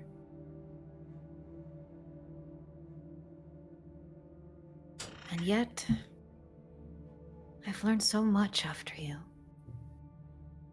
And Zio extends a hand out as they reach out to the water and they feel in the wind and the sand and the salt, the brine, the air. They feel the presence of the Amine. And then they open their eyes and they see them all.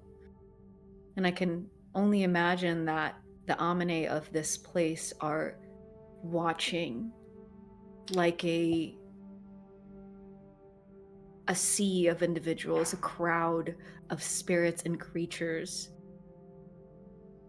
And they are. Being witness to this. But it's important to note that they are as far away as Isteris as they possibly can be. Oh, yeah. Because there is something so corrupted about him that they fear any semblance of closeness will result in their corruption. Yeah. They feel your anger. They fear the sickness. I am not sick. But they are made of emotion. And you lied to me. That was one of your first lies. But it's okay. I forgive you. You think that I need, want, or crave your forgiveness. You are a child playing at a god's game. You understand so little. You're right. I am young. I'm just 24 years old, and you are hundreds of thousands of years old. Do you remember everything? Of course I do. Then tell me. Do you remember Kata? Scoffs at the name. Naive fool. Just like you. Thinking she could protect the world with mortal creation.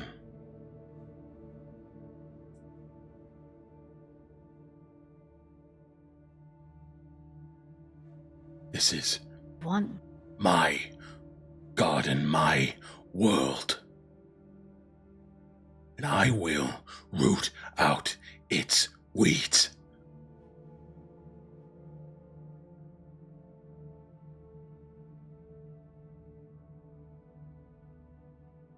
A kind touch and patience to do that. If you do it through the anger that you clearly are showing, they're just going to return.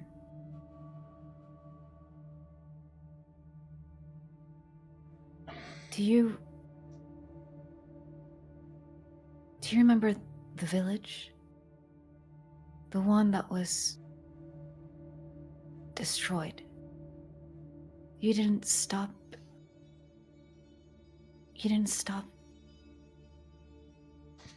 to help. You watched as the Chaos Surge took it. Was that the moment that you knew you lost Helitis?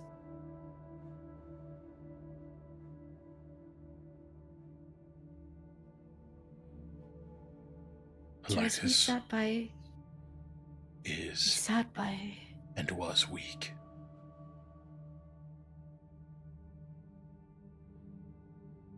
We sat in Capable this of doing beach. what needed to be done. We sat right here in my mind. And you spoke to me of love.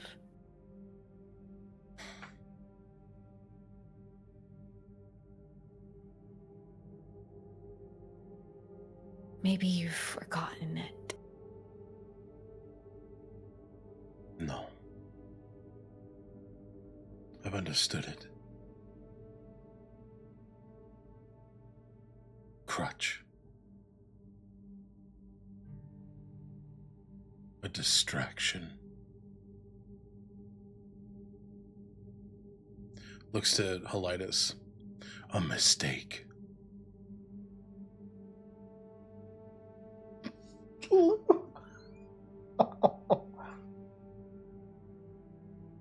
Biting words. Painful words. But he stands with me and others with him. And you're alone.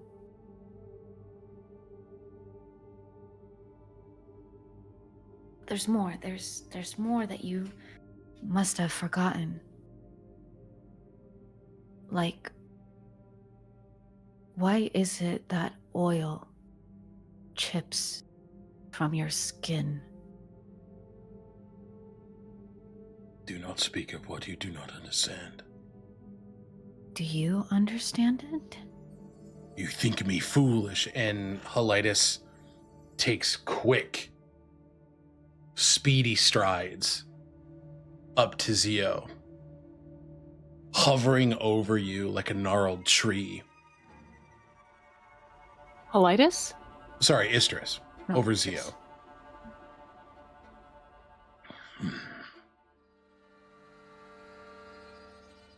Remember how I wanted to find a cure.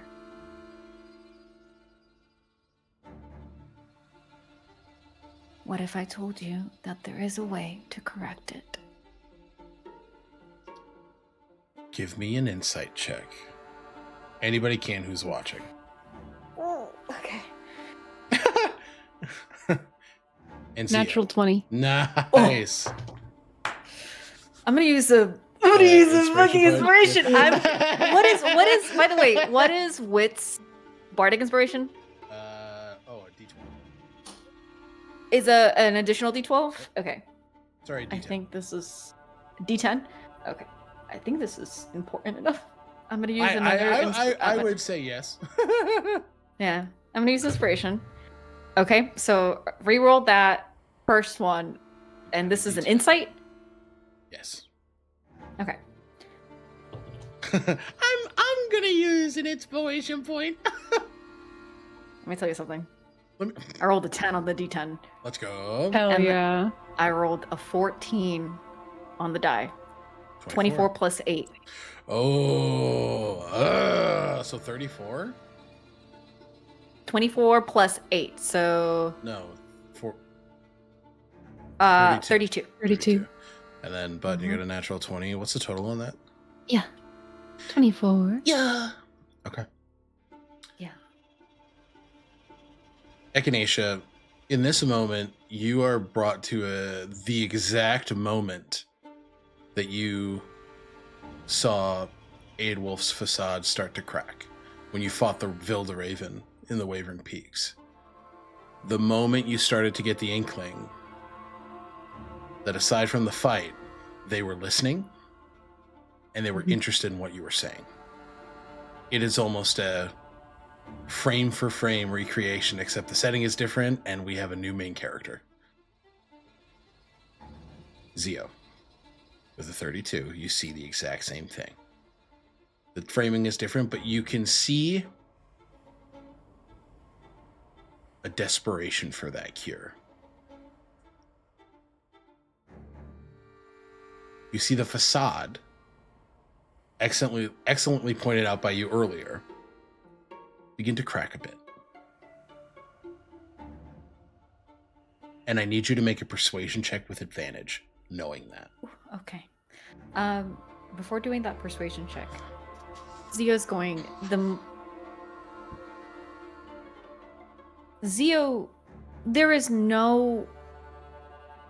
I would want to say that Zio didn't move, remain as still as possible, even as Isteris charged forward, but that would be a lie. Yeah. I think Zio did take a slight step backward, but their eyes are glued on Isteris.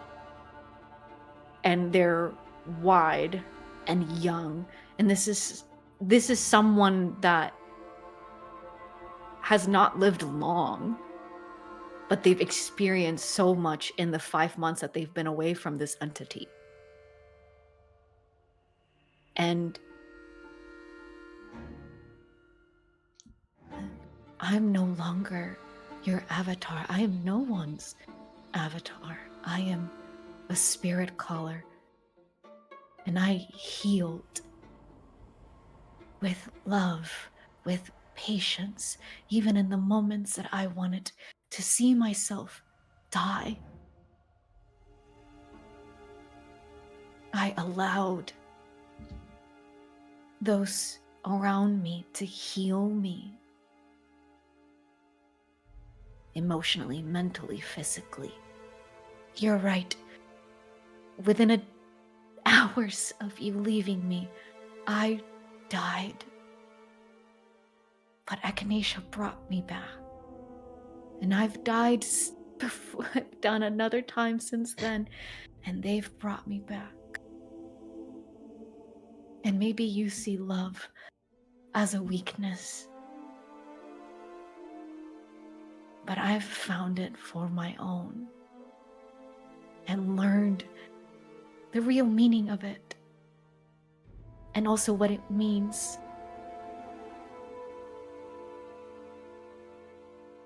What it means to give it back, to share, and to find it in the most inconceivable of places.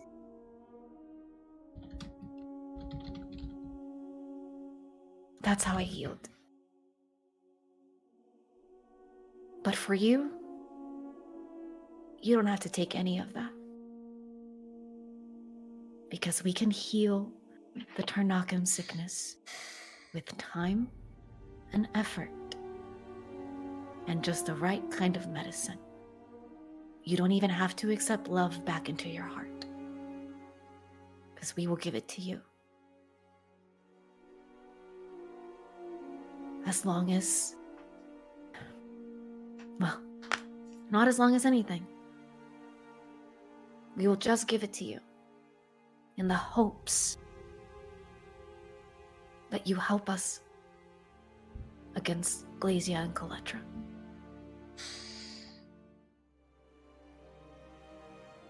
And if you say no, if you walk away from here, we will still give it to you.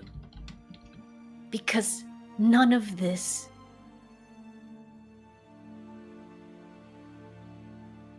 should be kept from you.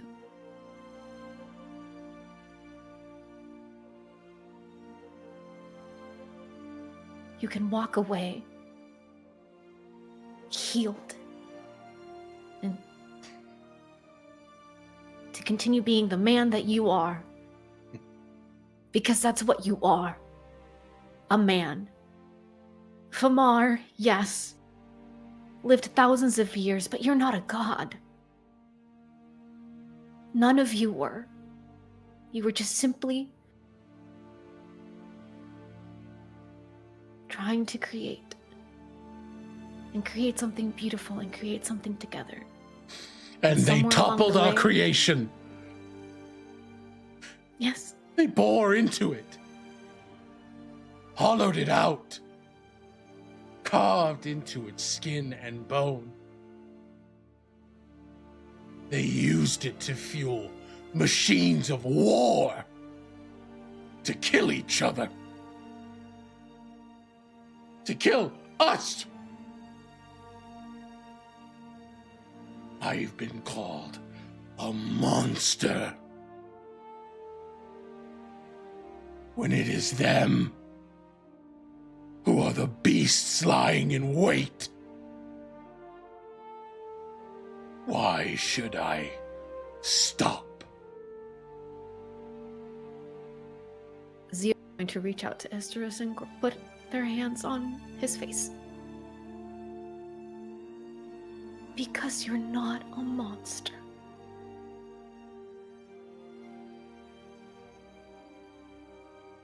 Give me that persuasion check with advantage, please. And I want to get a quick gauge as Isteris move forward, and as this plea is being made by Zio, what's going through the minds of Dolores Echinacea? Dolores rolled a nat 1 on her insight check. And we don't have to play it because this is a very beautiful moment, but like that initial lunge forward or like stalk forward, I don't think she read as, oh, this is a step towards connection. I thought, or she thought Yeah. it was potentially aggression. Yeah. So there might have been a step forward, maybe a transmutation of a limb, but not like an actual attack, but just on guard. But she's still quite far back. I will say, as you take that step forward, you see Wit do the exact same thing. I think As Echinacea grabbed both of their hands. I'm so unlucky. The fire boy, just like yeah, the hotheads are quite literally like, and Echinacea, you've seen this before, so you see the magma like ignite brightly in Wit's chest as it flows down the veins, and a whirling firebolt, 3 motes of flame swirl in the hand, ready to get launched. But you grab him and you grab Dolores. What does Echinacea do? What do they say? Echinacea grabs their hands. And I think in that moment, Echinacea has fire of their own, and it's not that it's absent. I think the ends of their hair, you see flame poof off of it as Isteris leans in over Zio, but they understand. So they just whisper, "Trust him." Dolores will nod and understand, but yeah, that initial read spooked her, but Yeah. she trusts Echinacea. Understood. Mm-hmm. Wit does too. You see as the motes fall from the hand and almost like teardrops of glass make the sand into these beautiful, almost like mini teardrop structures. Just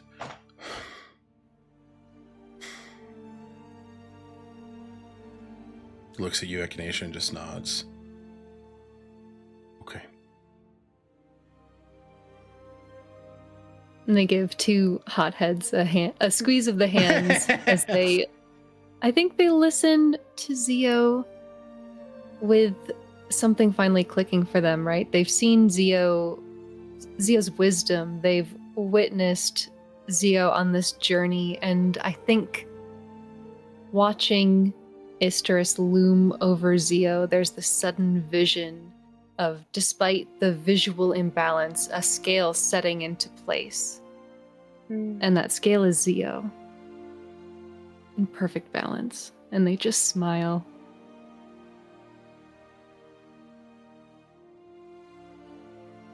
So I have a plus 12 on persuasion. And I rolled a 19. So that's A 31. Yes! 31.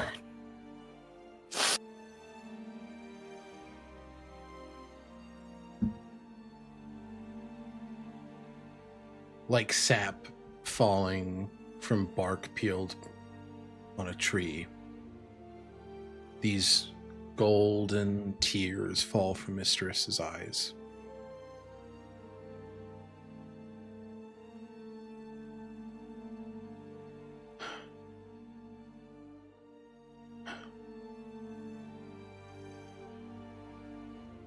You would If you need. do this for nothing. Not for nothing. For your health.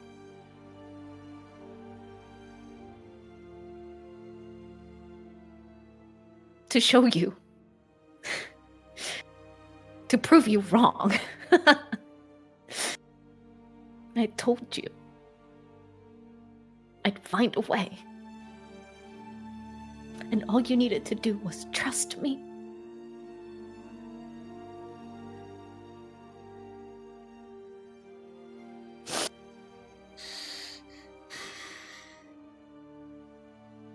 This garden is in danger. Now more than ever. We The know. claw for the same heights as the Diventhyr Empire.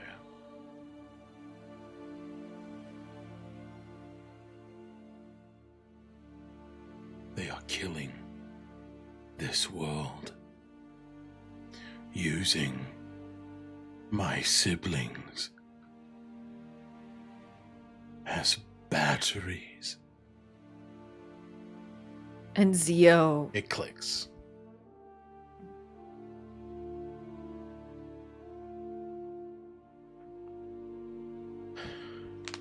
No. We know. Helitis, kind of hangs his head down and just the confirmation, right, is a hard one to swallow.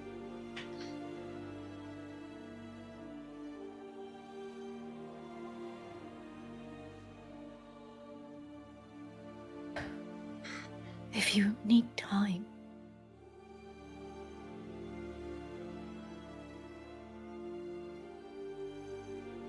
I need them gone. I need. So do I. Echinacea just says it under breath, so do I. It is heard.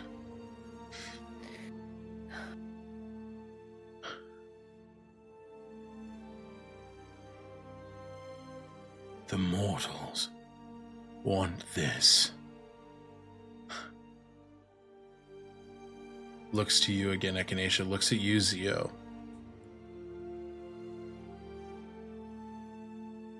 Some mortals are intent on my world's destruction to fuel their ambition.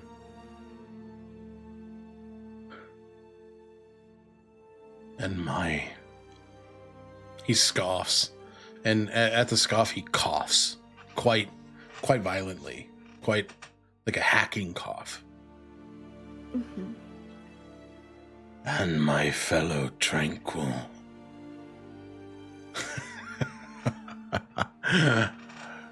wish to steal the current for their own. For their own? I thought they wanted to destroy it. To remake it. Remake it. Without Isteris, or Holitis and myself. They will have full control over what happens to it. They would not They're need planning- a unified vote. They're planning to kill you. I imagine they have been for a long time. We are planning to confront them. Like I said, if you'd be willing to stand with us. Do what? Talk to them? Because I have more that I would like to do. Talk to you after everything.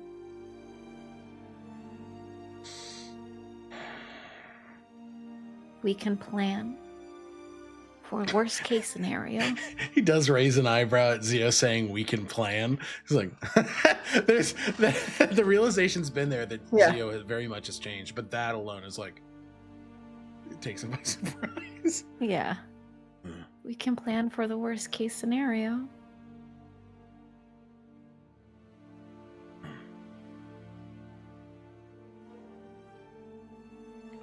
You have changed.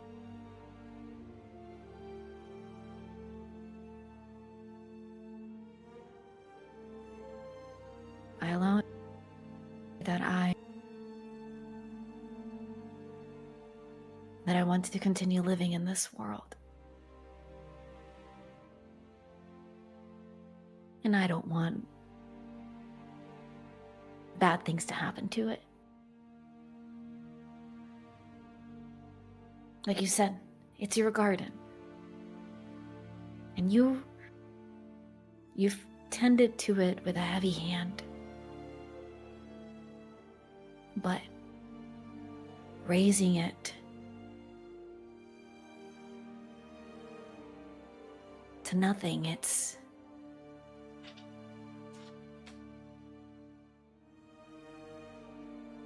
I think it's going to be better if we try and understand the bedrock. Great callback.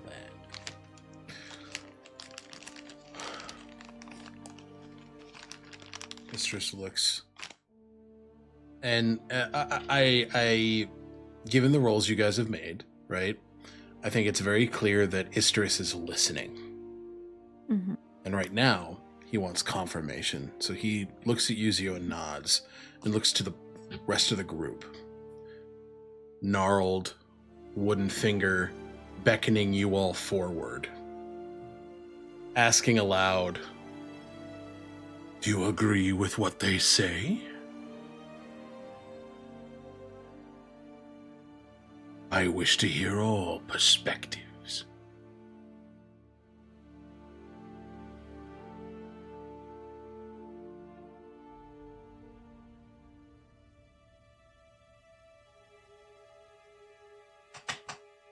Echinacea lets go of Wit and Dolores' hands. They give a flick of their fingers and the drumbeat that they played when they first witnessed Isteris giving funeral rites to the Bright Fury begins to play around them as they cast Prestidigitation. Unwittingly, not only do I agree, I wish to protect your garden. I know of what you speak.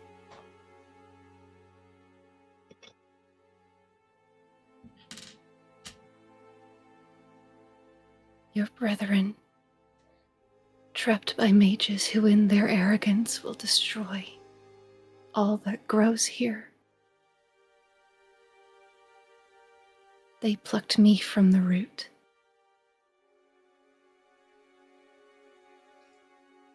I intend to save others from the same fate, and I am willing to help you.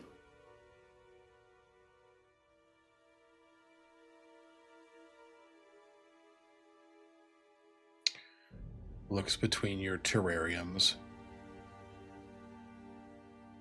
It looks as if you are a gardener as well.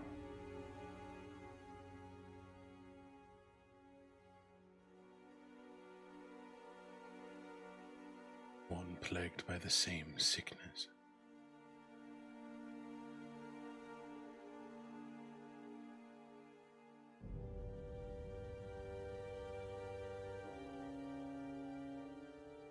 He does. The demeanor becomes a bit more regal. Thank you.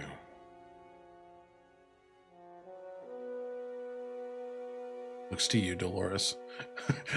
No skin in the game, dog. She's like, She looks over behind her to Wit, who reacted in the same way just for a moment. All right, my turn. Wit goes. That look. Wit's like,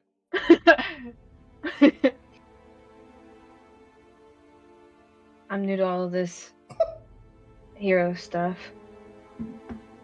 Saving the day, but from what I'm learning, Glacia and Coletra might have been the root of what has happened to me. And I'm certainly not gonna stand back when I have the capabilities to bring someone to justice.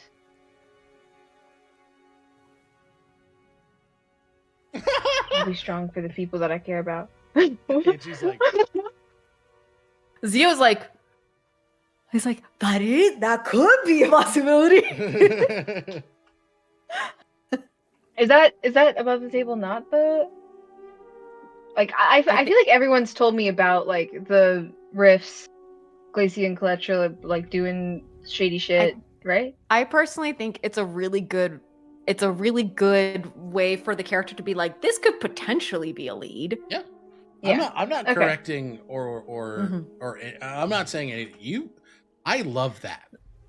Yeah. Echinacea From got what stuck Luna- on bringing people to justice, and they're just looking at Dolores with hearts in their eyes. That's what they've got. They're like, well, My hero. Isteris kind of curls around you, Dolores. Justice. whatever that's supposed to mean.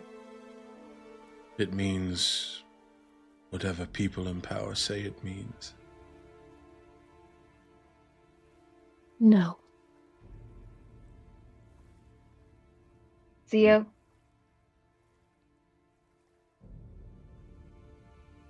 Why don't we tell him the other sweeter part of the deal?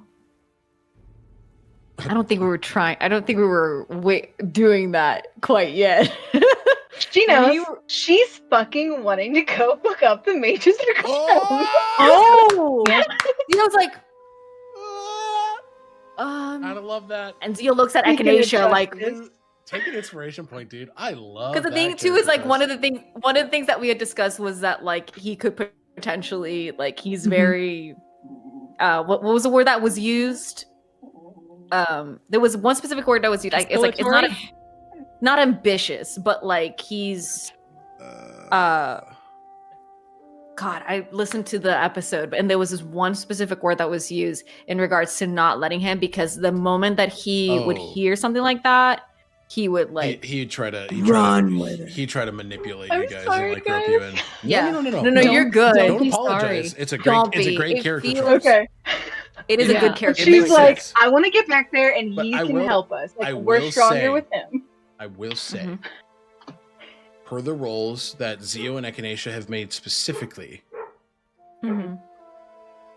Bork, Isteris is already on the hook here. Yeah. He is already giving a lot of inches. Hell yeah, brother. Sorry. He can make your bedrock. No, stop. Clip that! Somebody Don't clip it. Don't clip it. I've been holding on to that fucking joke That's a good this one. whole Ooh. session. I'm like, when am I gonna say it? What am I gonna do it with Humorous. wit? Not yet. Am I No, gonna that's good. I will. He is already on the hook. He is already in. Making the deal sweeter here actually seems, given your insight rolls and where Isteris is at, it doesn't seem like the worst call. I understand immediate fear, but you are, Echinacea and Zio, are gauging a lot of earnestness in Isteris's reaction to what you're saying. Mm-hmm. Okay. When Zio looked at Echinacea with fear, with that like expression, if I read it correctly. It's not so much fear as like, ooh. Like, yeah. With like, you see, looking back at you, someone who trusts you in this moment, but you see that they want to agree. okay.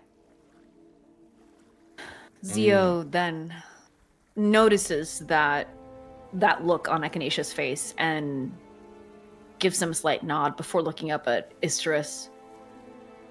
Yeah, there was another part that we were going to offer. You were We waiting to see if would've- I'd take advantage of it. Yes. Smart. Looks over to Holitis.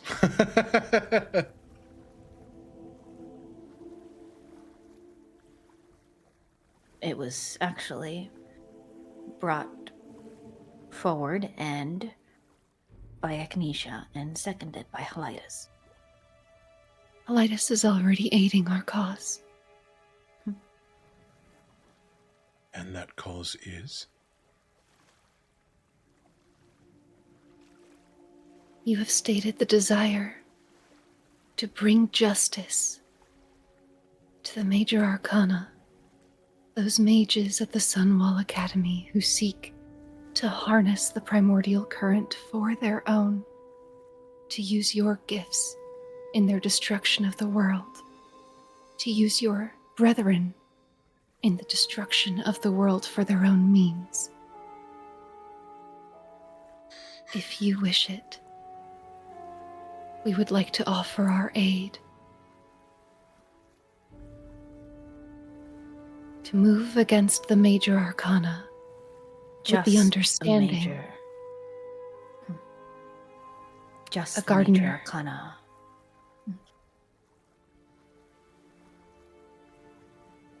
Echinacea's terrariums hover more tightly around them, orbiting. Mm-hmm. They smile at all of them. A gardener does not prune the entire garden for the existence of a few weeds.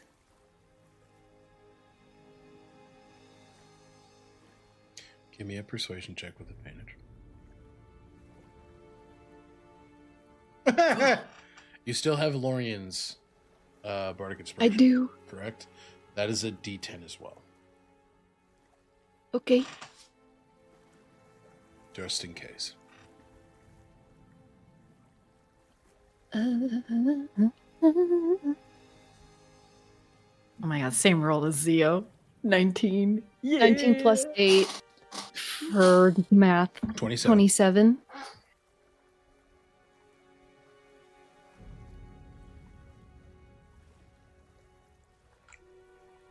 Wise words from a fellow gardener. I accept your help and your terms. But I want to hear from one more person. He looks to wit.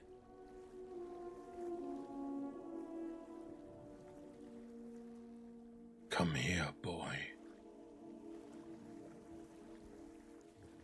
Wit rolls his sleeves up and like you know the big tough anime boy walk where like he's pushing his shoulders. He walks up. Thank you, Lou. Exactly.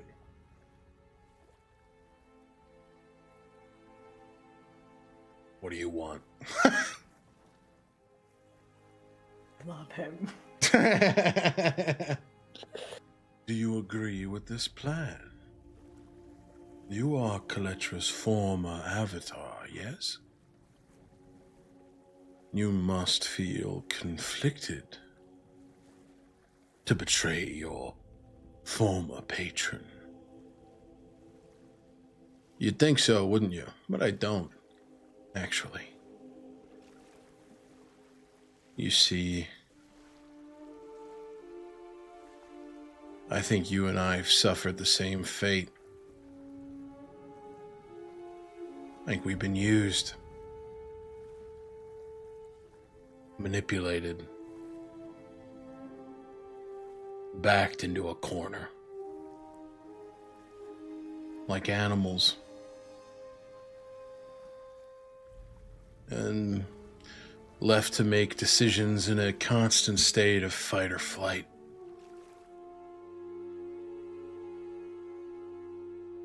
Kaletra did this to me. He shows the open wound on his chest. I'm just like you. Looks at the Tarnakum sickness. And I'm done being used. Kaletra, Glacia, Alma, they wanted to kill your garden. they wanted to kill me. I ain't done living. Fuck, I haven't even started. So, they're gonna get what they have coming to them. And these are the only people in the world that are doing that. So I'm here. And I'm gonna help. Because that's what I want to do.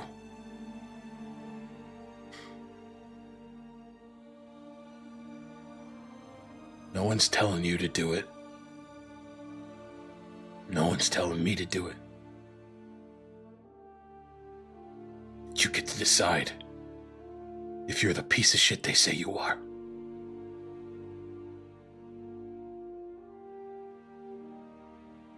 I'm not.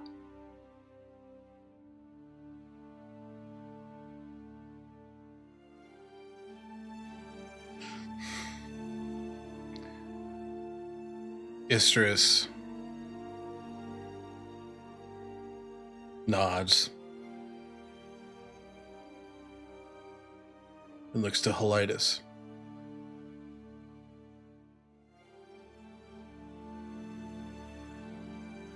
No words are shared between the two of them, not right now. But it is easy to see the history on display in their gaze. Isteris looks back to all of you. Shall we begin? And that's where we're going to take our last break.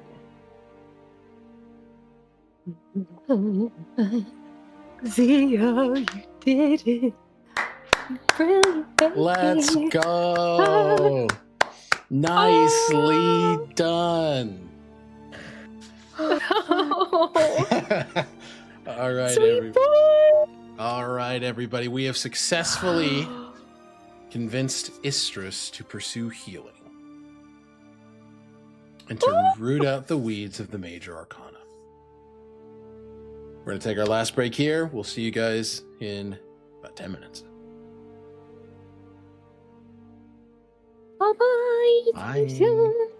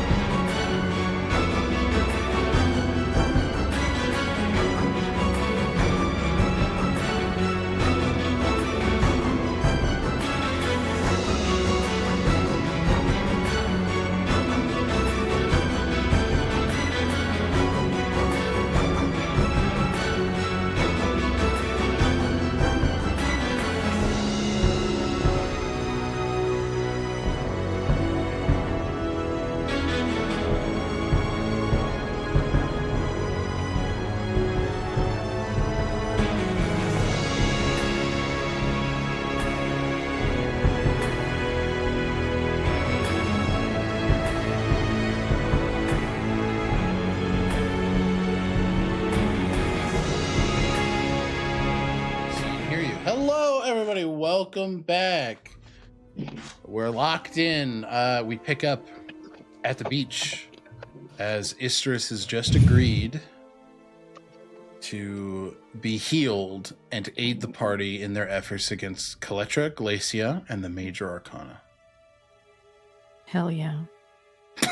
Down with injustice. Hell yeah, brother. Hell yeah, brother. All right. Anything else to do here at the beach? Yeah. Zio, as like we're all kind of gathering, getting ready to go back up. Zio is again someone who sees something shiny and will pick it up. Uh-huh. And they Got it. get drawn to the glass droplets that formed after Wit let his magic fizzle out. Yep. But Zio doesn't know that was Wit. So Zio's just gonna like amble over to it and pick it up. Just like, pretty. And just kind of like and pick up like both little pieces and give one over to Echinacea because they know that Echinacea likes rocks as well. Echinacea looks at it, looks at Zia, looks at Wit, looks at Zia, looks at it. Thank you. And looks at Wit and it's just like, pretty. Glass. Sea glass. Wit. Yeah, sea glass. No, Wit's. It's sea glass. It's not? Doc. Oh, okay. I'm gonna roll a deception check on Wit. Can I roll You can roll an insight. Is it insight or perception? It would be insight to see if he's to gauge whether or not he's lying. Yeah, it's a 13 plus 8. It's a 21. 19 plus 15. Damn! You don't know that Wit's lying, but you do watch Echinacea in a pickle. Yes, it's sea glass. Echinacea, who's a rock expert. Sea glass. Yeah. Thank you. I think I'll make this one the first one that's on the treehouse room. Yes, I think that would be very special. Nice. And then kind of looks back at Halitus and walks over just to kind of, how are you feeling?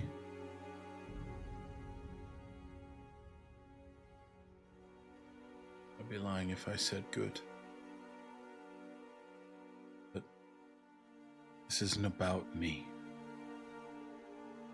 Isteris deserves to be healed.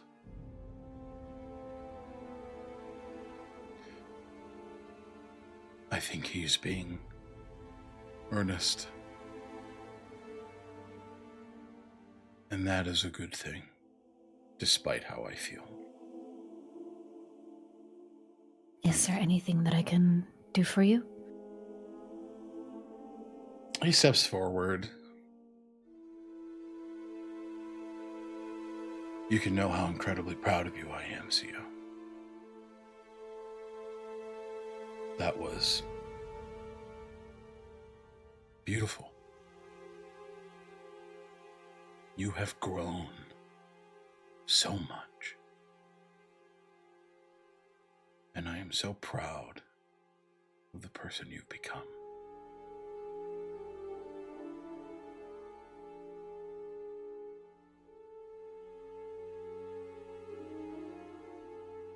Thank you. Thank you.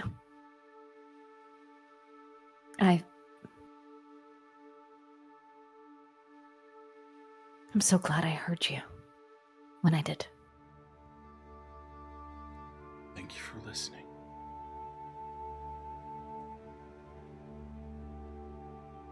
kind of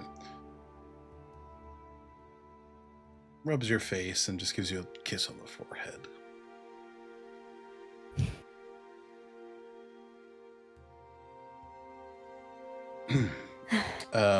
Isteris walks to you, Zio. I think Zio, without really even, like, very aware of it, Zio will get between Isteris and Helias. There is a point where Isteris does not approach past a certain point toward Helias. Like, he doesn't get within, like, 15 feet of Helias, but it's clear that he's moving in your direction.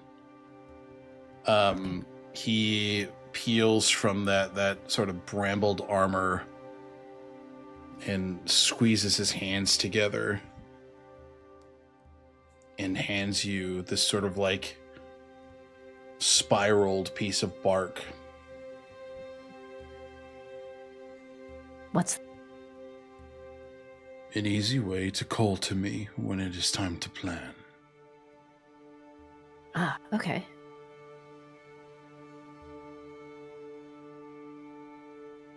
Got it. And we'll tuck it away.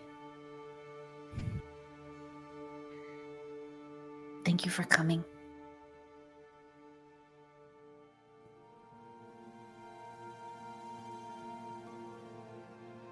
I'm impressed, Zio.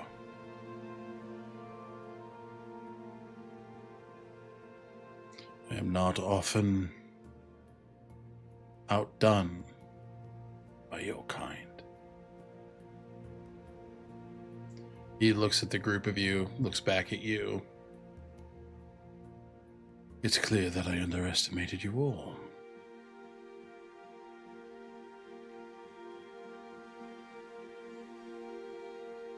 Call me when I am needed. Well, we may call you sooner than when you are needed. We may call you when we're ready to start the process. Right, Echinacea? I'm more than willing. Whenever We'll get needs things- arise. Mhm. We'll get things together and hopefully Glacia and Kalitra won't make a move too quickly, but who knows? We might end up having to act before more healing can be completed. I don't need to be at my full strength to contend with him. Oh, Just let me know when you're prepared and I will be there. Thank you.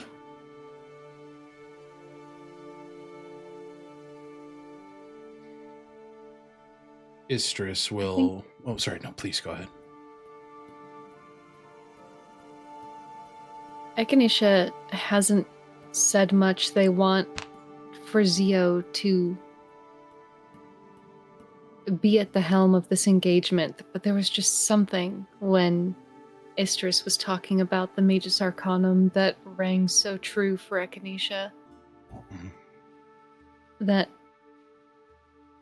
they need to keep in touch with him in some way.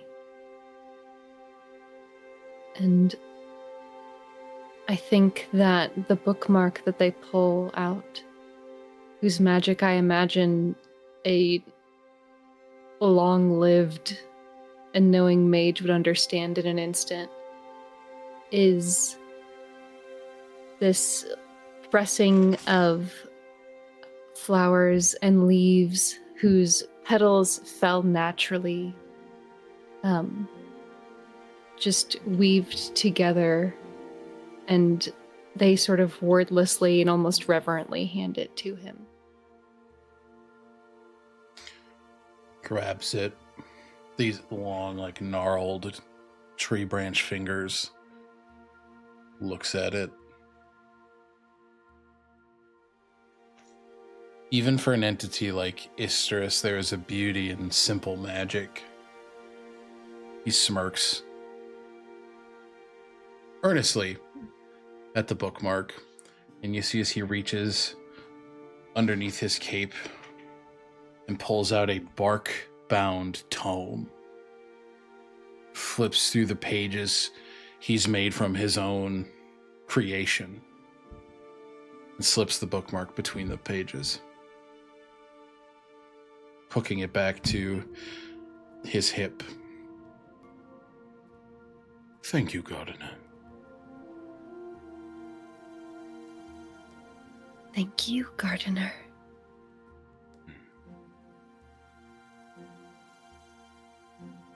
Isteris bows in all of your general directions, turns, and as he begins to depart, there's one strong stride before he bursts into a group of leaves, riding the wind.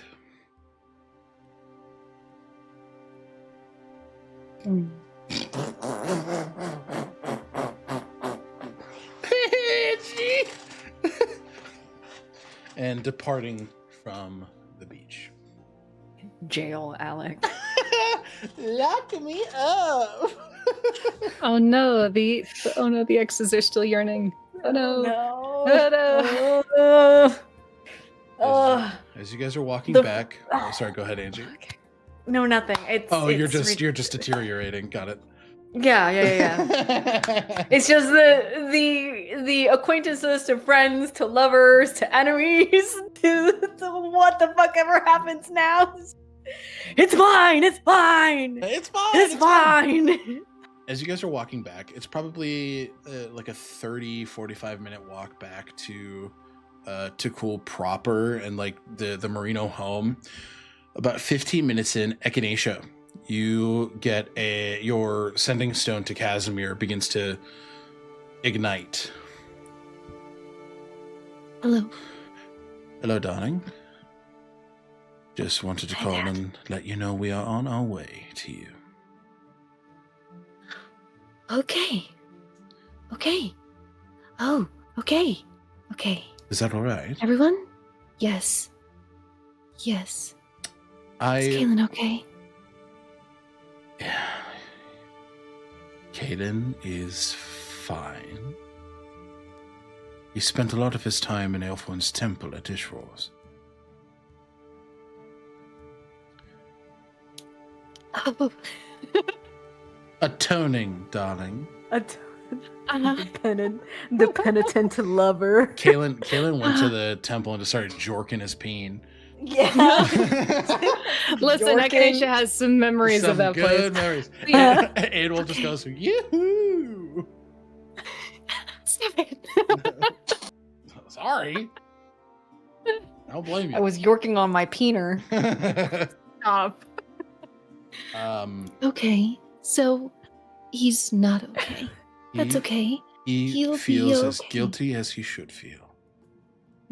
You didn't make it any better, I see.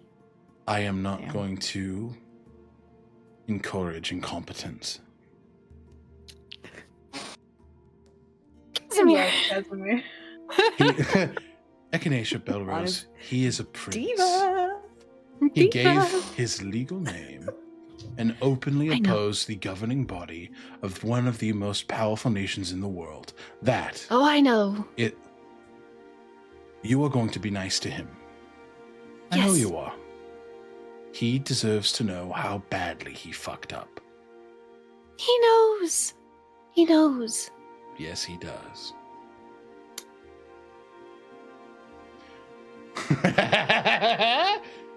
But I will be coming with some faces here. Isandro? Sandro, Caden, yes. Anaris is going to stay with Ishroa. He probably shouldn't come to the Isle, actually. We've had... Yes. Yes, he shouldn't. Yes, that was my immediate thought. It would be a mistake. Especially given what I understand about Whistle.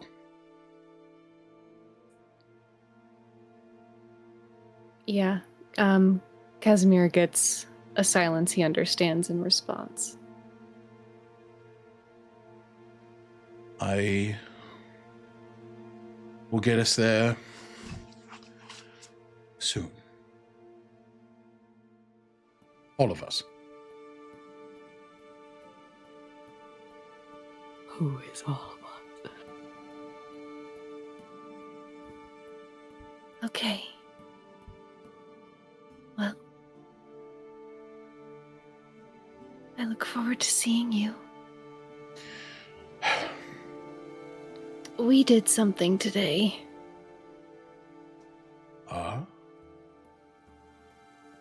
What? There's like the what? What did you do? Among many noble and wise things stated by Zia, we also agreed to aid Isteris in combating the major arcana in Sunwall. There is a silence in response that Echinacea completely understands. And then there is just the longest.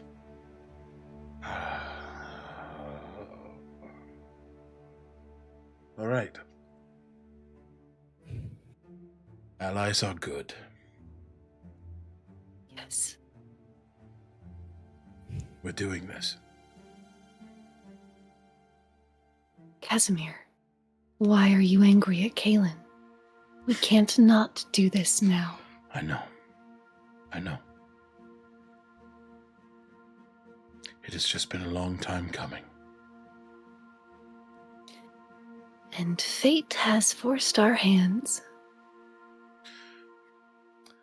As fate is known to do, the fickle bitch. That fickle bitch! I love you. I will see you soon. I love you, Dad. Goodbye. Mwah. Mwah. Kiss their rock. Mwah! I love my rock. Dolores, as you're walking, Wit walks alongside you. Mm-hmm. Say Whitaker again. And it's your ass. Whitaker. And it's your fucking ass, dude.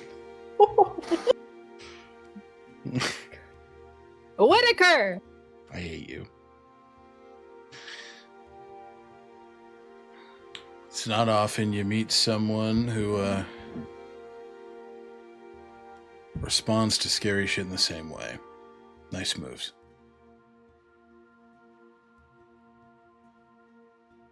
I feel like we're the normal ones. Right? I feel fucking insane. All of the time. How can you not want to fucking like draw your Immolated? blade? Whatever. Yeah. Yeah. Thank you. Everyone is like, we should talk it out, and sometimes you just need to lob a fight. Yeah.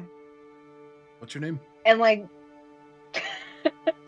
Dolores, you're Wit, right? Yeah. Heard a lot about you. That's the expression, just the I'm sure you have. All of it's probably true.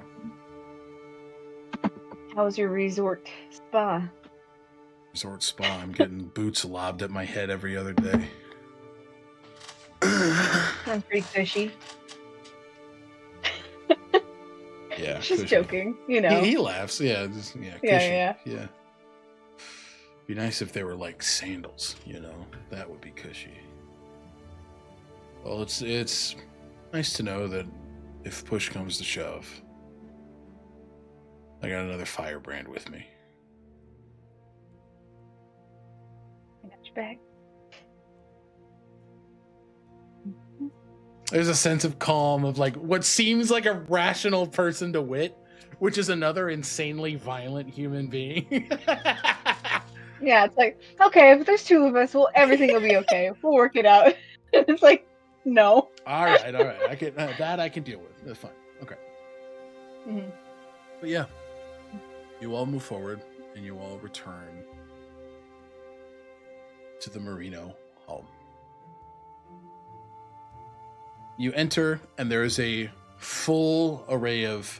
I'll say this conversation and journey kind of took a bit, so we're probably coming back a little closer to late afternoon into the evening. There is a full like roasted pig out for you, pork and rice. There is an array of just like flatbreads spread across, salads across the table. Like the entire inside of the Merino home has been shifted around to support this long set of tables, 3 in a row, where food, cutlery and plates, and then where you put your dirty shit when you're done, it is all set up for everybody to just like pick it and grab whenever they need. Xiomara is already mixing drinks. Like there's plenty of rum on the counter that she's preparing like a fucking punch bowl. And Iolus is cutting up fruit and kind of glazing them in honey and sugar to prepare some like nice little desserts at the end of all of this. But you guys enter and they're like, oh, eat, come on in. Yeah. No, it was a long day. Let's eat. Eat. This looks beautiful. Well, you guys were gone for a bit, and I decided I know it's been a hard few days. And coming back to a place that's comfortable and safe, with full bellies, knowing you're supported is an important thing, especially for me, so. This is amazing. Where's Lorian and Dorland? I'm washing my hands, ready for dinner. I am. This smells delicious. Dorland is asleep on He's stressed out. The hammock. He stressed out Lorian, and Lorian taught him the sleep spell. So he's walking, and Dorland's like,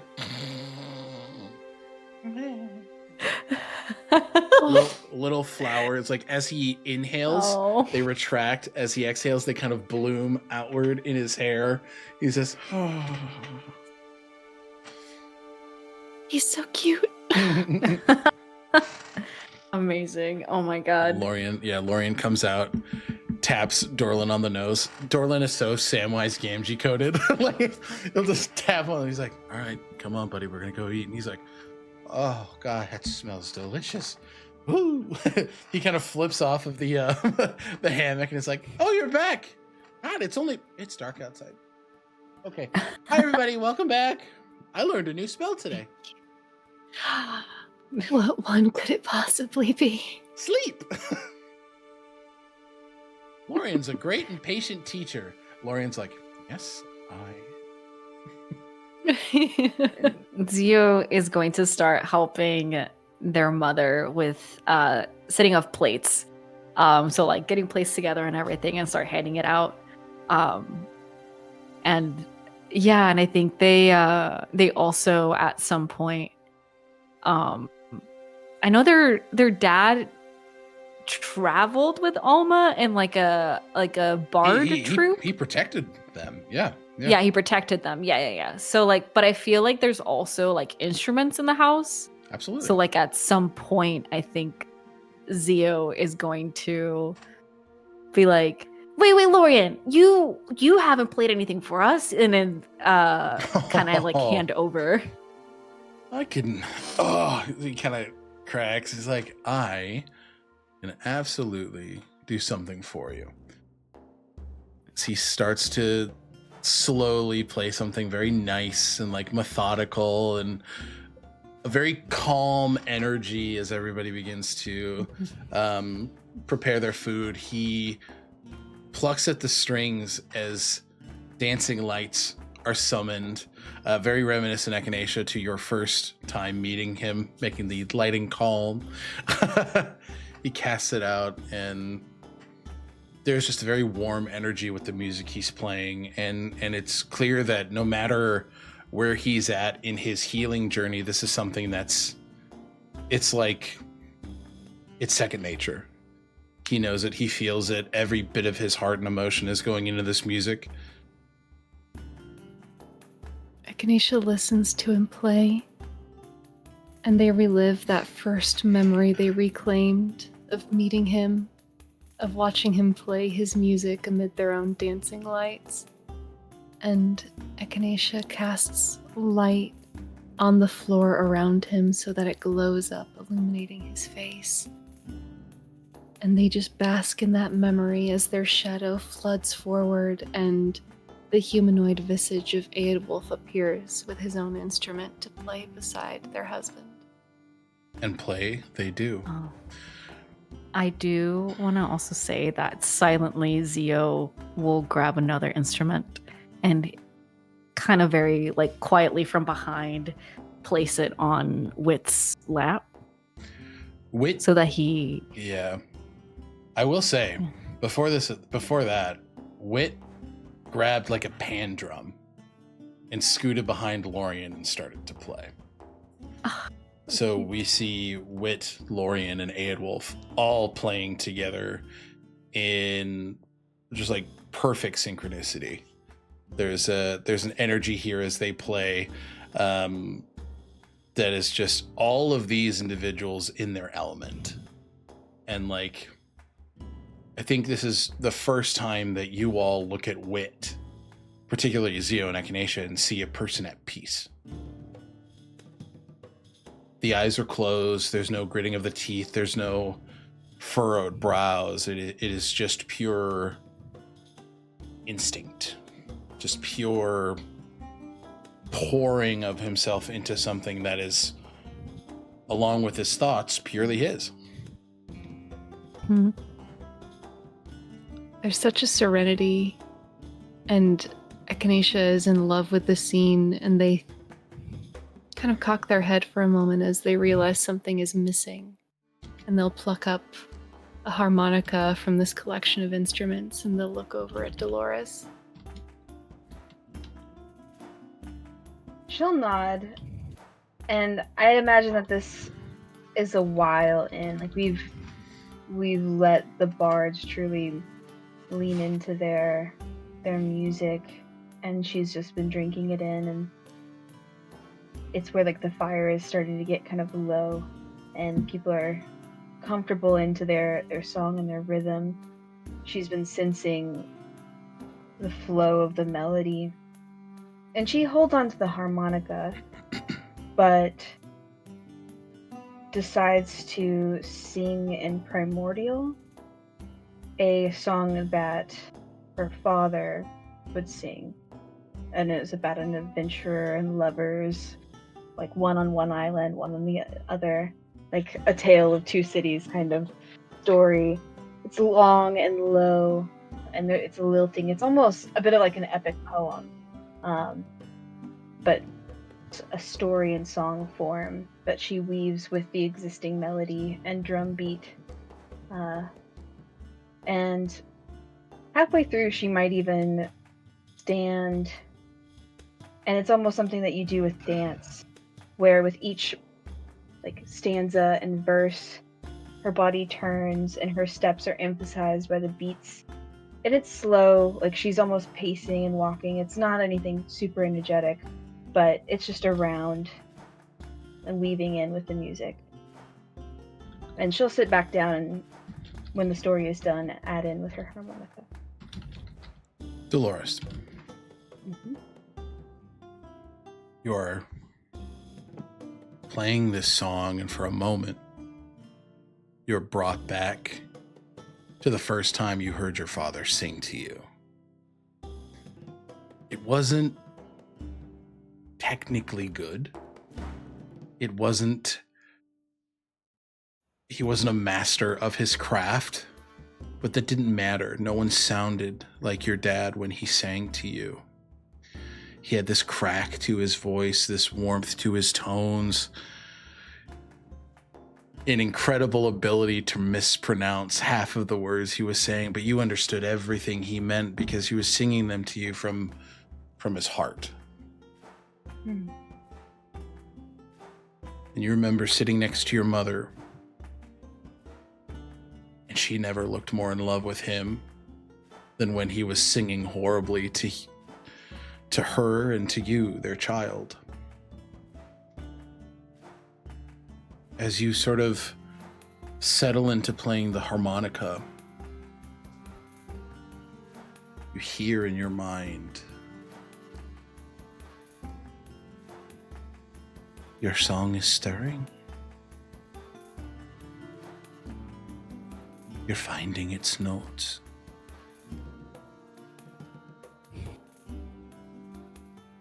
Keep composing.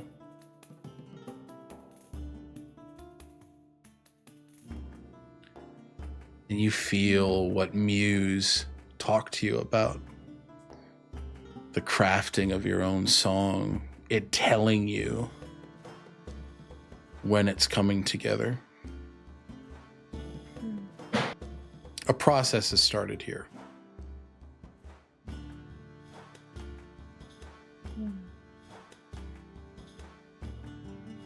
Dolores just gazes into the embers and contemplates this new path as she plays her harmonica with the rest of the band. What do the Amine look like around Dolores right now? The brightest they've ever been. They're dancing circles around Dolores, almost like they're swing dancing, lifting each other high in the air, swinging each other around, dipping low and curling around each other in just effortless bliss. The flames burn brighter and brighter and brighter until they match the blue of Dolores's aura. The flames that emit from her body now perfectly reflect the Amine that dance around her. In harmony with each other, in harmony with her.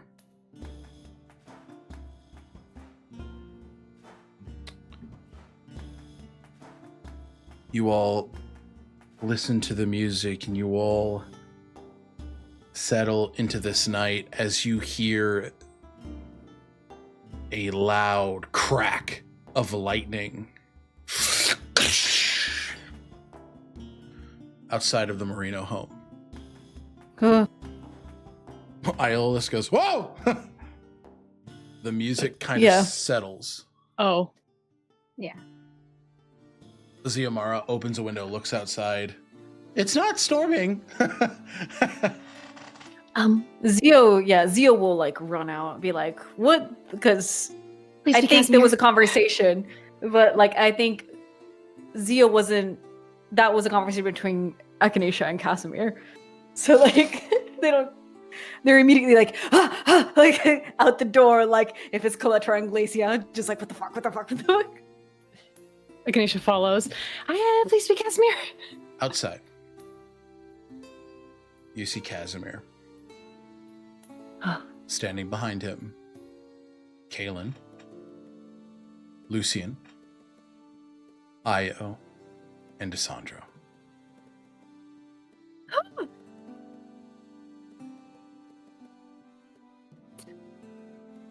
Hello, good doctor.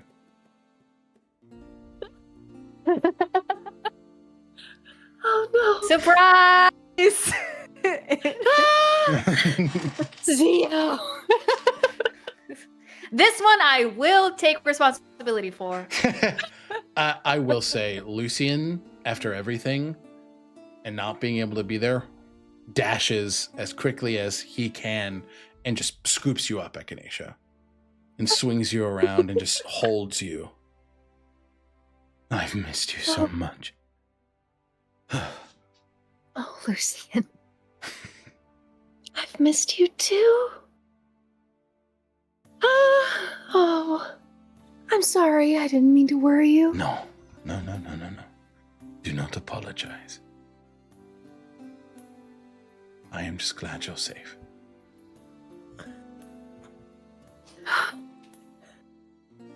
I didn't think I'd get to see you for so long. They have like his face smooshed in their hands. Oh, he looks so regal. Even like this, they let go of his face. He puts their hands back and just... I didn't think I would see you for so long either. You're gonna tell me everything that you couldn't tell me in a dream. I'm sorry. Darling, you have nothing to apologize for. I promise.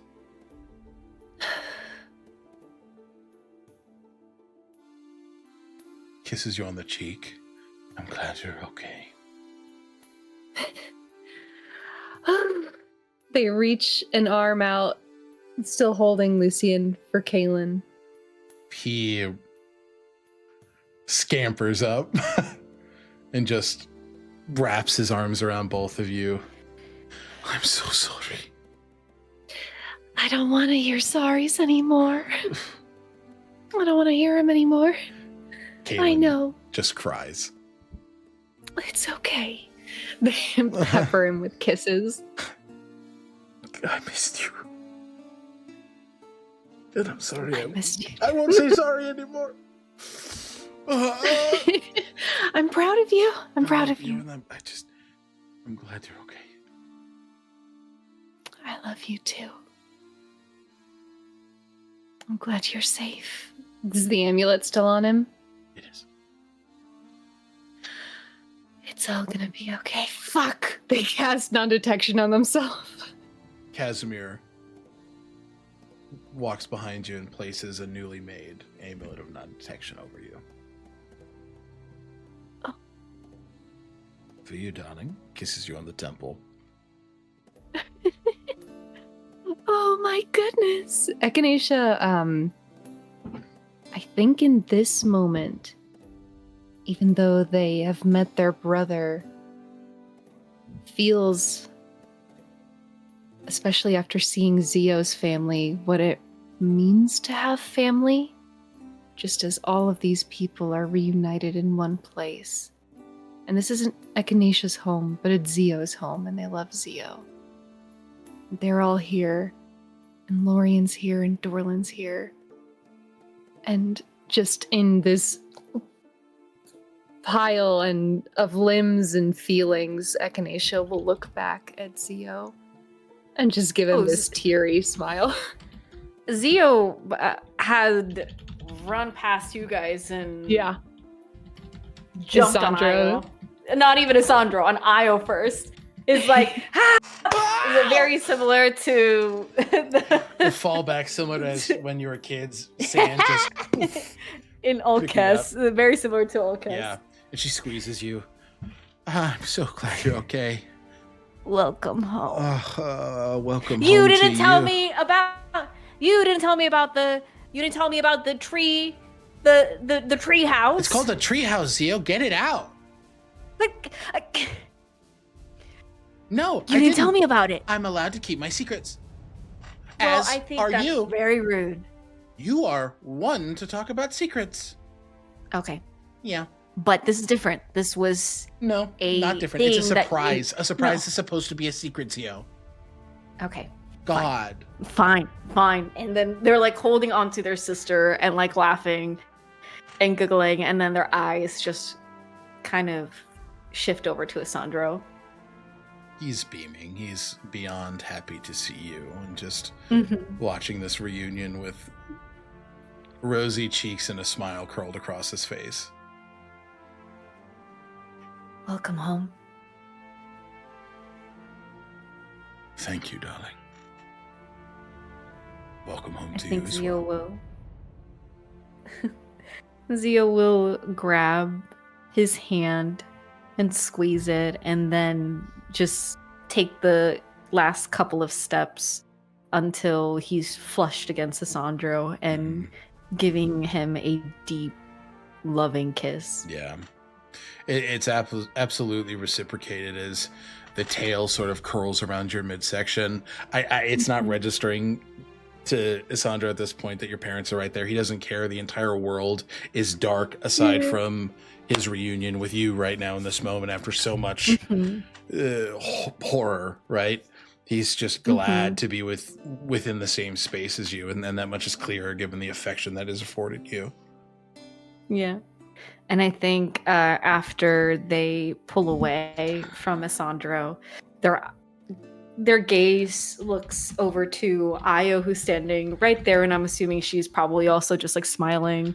But then it continues down past Echinacea and their loved ones, and Dolores, who is at the door of the home, and beyond Dolores, they can see their mother and their father in the light of their home, and just a little further away from their view, past their mother and their father, they can see Wit in the distance as well, like inside the home. And there is this moment of just, it feels everything right now, even though it's just pockets of individuals, it just feels like everything has centered. And Zio feels tears in their eyes as they look back up to Isandra and say, I want you to meet my parents.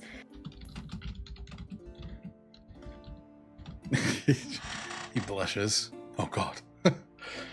Yes. No, not to that. I would love to. I just. It's okay. It's like It's okay to be nervous.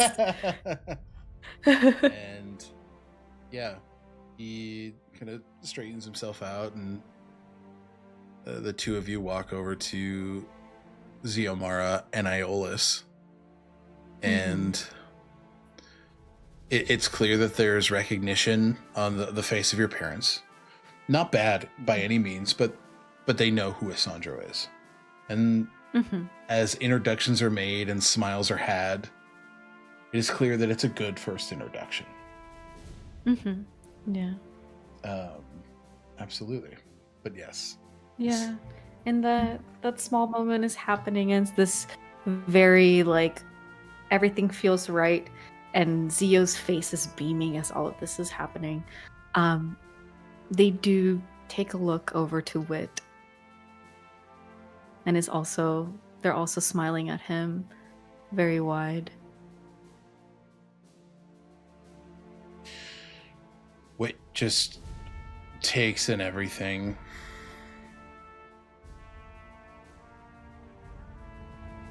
Gives a smile in your direction and nods. And your vision follows as sand kind of kicks up into your face for a moment as Io beelines it to Dolores and just wraps around your midsection, and she just squeezes and goes, "Oh, you're okay? Oh, thank God. I am. Are you hurt?" She puts her little hands on your face and just, "Are you okay? You all right?" Well, sure. Like Dolores gives her a spin, like grabs her. Whee! Good to see you. I'm glad you're safe. I'm fine. I was just worried about you. Good work on the treehouse. It's pretty cool. Pretty sick. You're a lot like your dad. Thank you. You're welcome. You okay? Look around. Thank you. You too. She gives you, I think there's obviously an understanding of the complexity of that with Io, and she just kind of takes your hand into both of hers and squeezes. You'll talk to me if you need anything, right? I will. As long as you promise to do the same. Sure. Yeah, I will. I will, of course I will. Alright. You have fun in a castle? Fancy castle? I did. I did something for you. Close your eyes. What? Close your eyes. Exactly. She places a metallic object into your hand. So I stole this. Really? I know you like nice things. And a lady at the estate pointed me in the direction of that. Oh? What was it? What's this? Sorry. What lady? What have you done? What the fuck is Elizabeth doing? It was Angie and Button going. the color draining from your fucking face. No, Lizzie, no. It seems to be a really beautiful, like idol of some kind. It is a 7-pointed silver, gold, jade star, and in the center is this very beautiful, like ruby encrusted anatomical heart. And it looks almost liquid as you sort of tilt it around.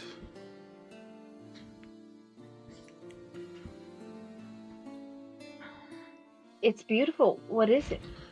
I don't know, but she said it was expensive. All right.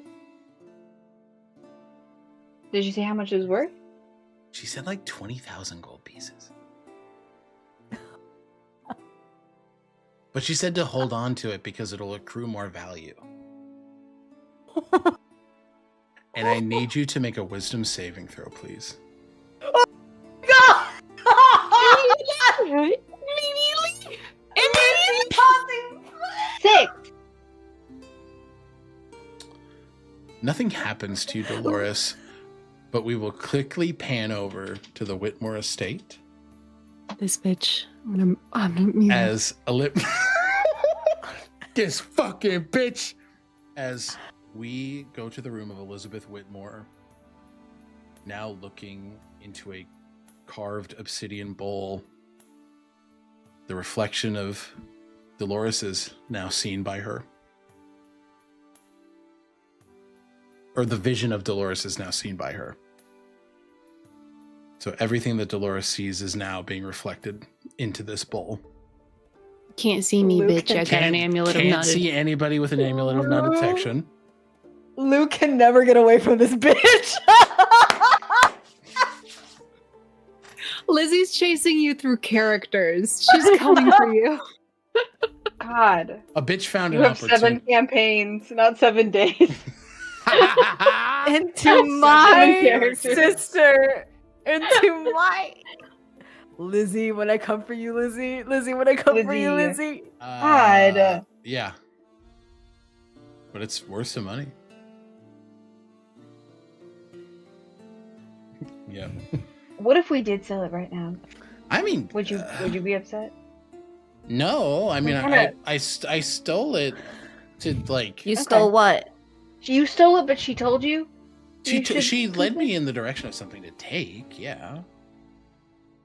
You stole And something? who is this woman? Yeah, I stole something.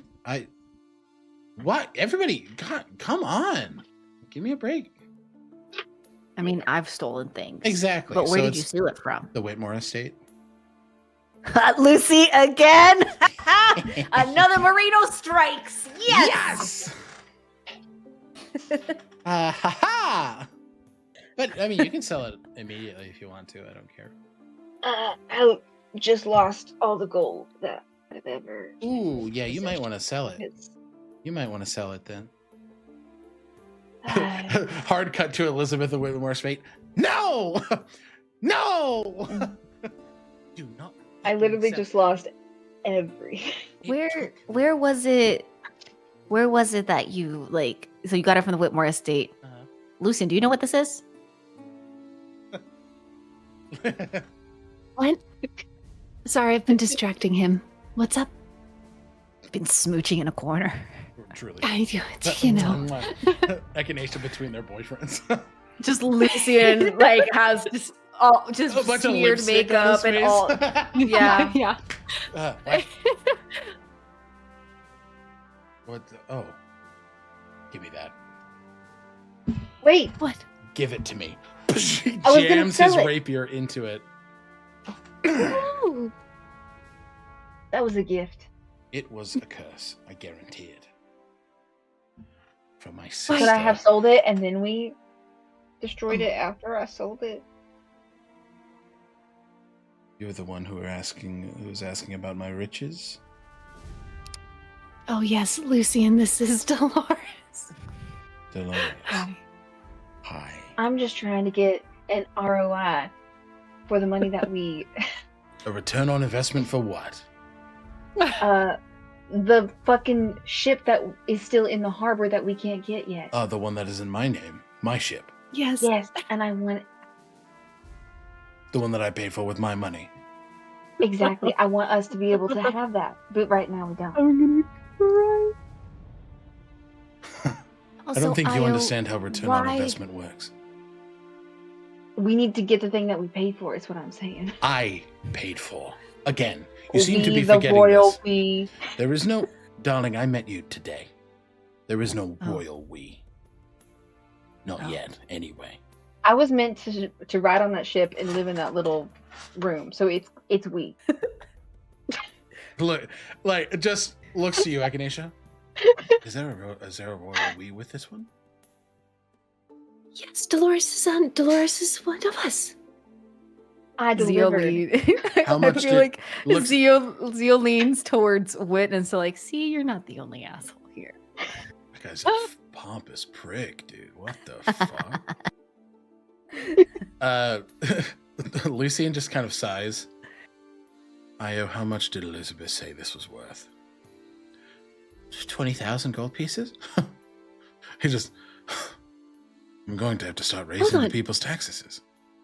Stop. I'm kidding. Well, you're not. I'm joking. I'm Also, kidding. was that magical? Yes, Did it break or was it magical? it broke. When he hit it, he cast a spell magic. Oh, that only lasts 10 minutes. It'll be fine. Give it 10 minutes. And then And you what? can sell it. Uh, Then you can sell it. And then, hold on. Echinacea casts Detect Magic. It is essentially like a scry sensor. Is there still anything on Dolores? No, as soon as she let it go, Enchantment? gone. No enchantment. No enchantment. Aside from arms? the modify memory, that is still there. Yeah. So there's one, but there's no longer two. Wait, what? Echinacea goes, scrying, huh? And points at Dolores. You lost an enchantment. Your memory's still been modified, but you had two enchantments, not enhancements. Oh, Yeah, Io. Enchantments. I was unaware of any enchantments on Dolores. Well, that's why we wrote to you about figuring it out, and then you're trying to correct me when I knew exactly what I was I writing. thought you were wrong. Well, I wasn't. Apparently, I apologize. I just apologized. Thank you. Thank you very much. I appreciate your apology. You're welcome. And I accept. Thank you. Okay, so in 10 minutes, that will be a scrying object again, and it should be restored to its former cost, Dolores, so you should be able to sell it. And Lizzie can stare at someone's mantle for the rest of forever. Fuck her. Also, do you want me to get rid of the memory that's been the modification on your memory? You can do Or that. try? I can try. And then did you say that one of them has already been dispelled, or One of them is One of them's gone. did you And- tell? Echinacea, give me an Arcana check with the detect magic here. Arcana. 24. It's not as if this. You get the clear indication that it's not like a spell was dispelled, right? There was no disenchantment. A spell was completed. Oh. Okay, hold on. So, you had two enchantments, not enhancements. You have enhancements still, but you had two enchantments on you. And now one of them is gone, and no one got rid of it. It's just done. And then you still have the remaining one on you, which I can try to get rid of. Although if it's anything like the way my memories were modified, I might not be able to. But if it's a simpler one, I might be able to. All right. This is very concerning. Would you like to I've gotten memories back. It can be a lot. So, would you like to sit somewhere? Yeah, it doesn't have to be now. We're all standing around greeting, but Doesn't have to be. Whenever you want. okay. Good to get things sorted out, I suppose. Especially since it's kind of unfolding without me doing anything anyway.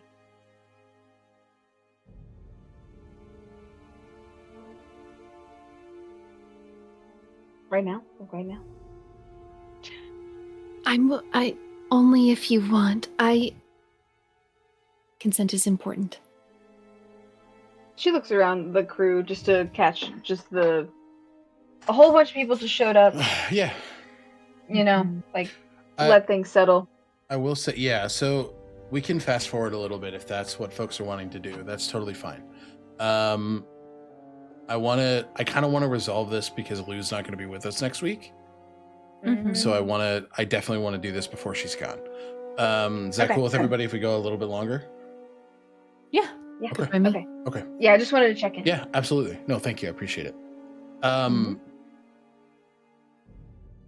Introductions happen, and Lucian and Kaylin say hello to Lorien and catch up after seeing him in Illenbell. And Echinacea, it's very clear that you see Lorien in a very tender spot talking to these two men, particularly having looked at their reintroduction or reunion with you. There are a lot of feelings there, yearning and happiness, but also, yeah, that a longing. Echinacea will go to him. Mm-hmm. Miss Thandorel. They remind you of you too. Very much so. It's funny. History has a way of, Rhyming. Yeah. I just wish he could be here with us. But I know why he can't be. Given his connection to Kervaith and the strings that are on him right now, it's not safe for any of us. Seeing you reunite with Lucian and Caitlin made me incredibly excited for the day where the three of us can unite as well. There's so much I want to say to him.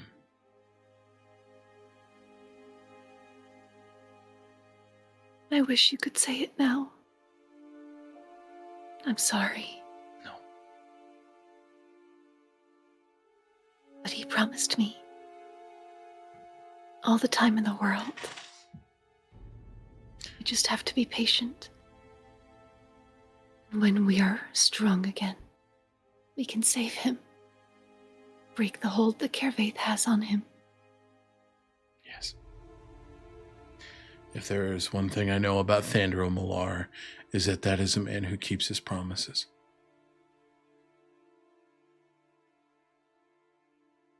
It's allowed to hurt now, though.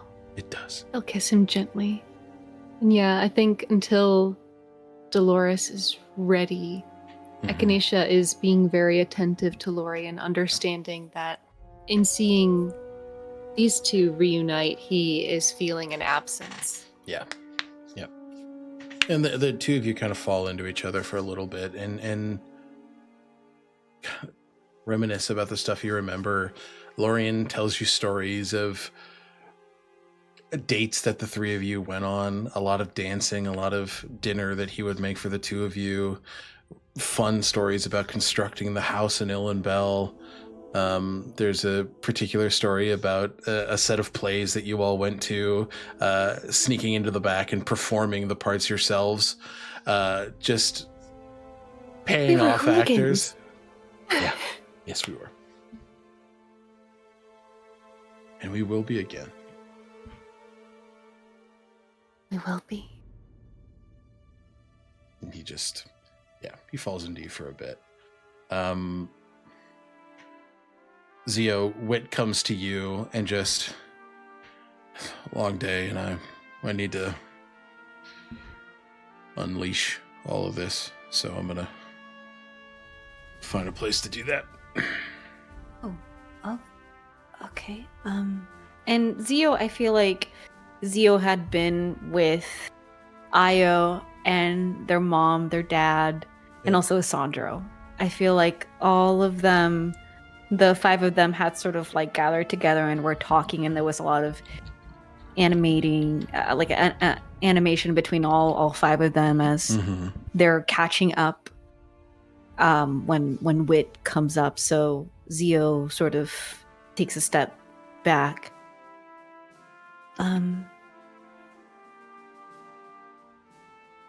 Are you gonna be okay by yourself? Yeah. I think I just need, this is a lot. Not in a bad way, it's just a lot. I'm not used to it, so I think I just need some me time. I'll be fine. I'll be fine. And before he goes, Zio will grab a plate and put some food, and also put a lot of pineapple on the plate for afterwards. Thanks. And I'm very grateful that you're here. I know I said that already.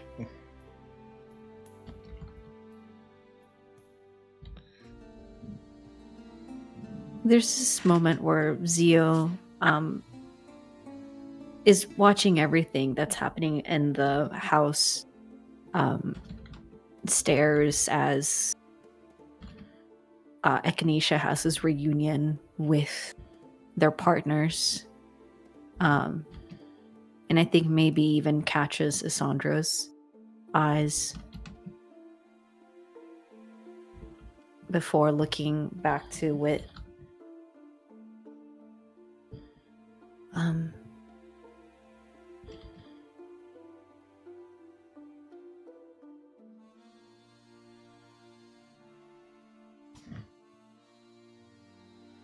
If you could read my mind right now,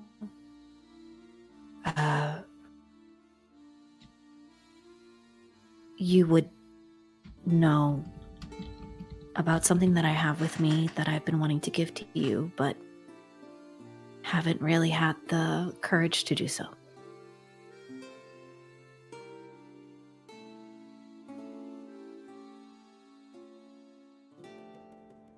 Okay. What is it? And Zio will pull out the letter.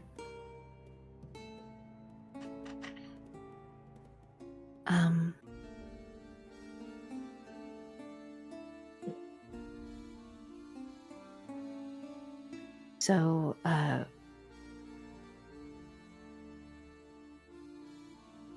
wrote this after my first night in Olkes. I actually died that night, seeing my sister again. But, of course, I didn't stay dead.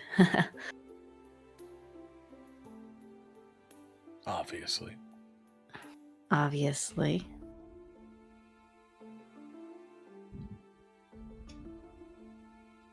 Yeah, I held on to this because I didn't think it was right for me to give it to you.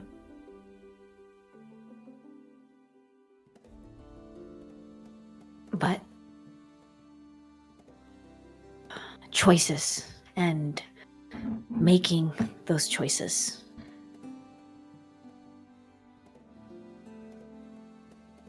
This is for you, and it's your choice if you want to read it or not.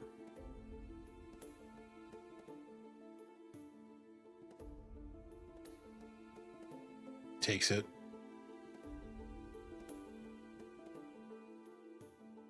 make you a deal. I'll sit on it.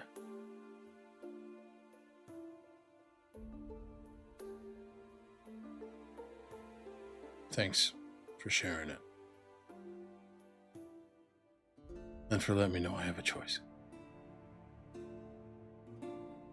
Of course. Have a good,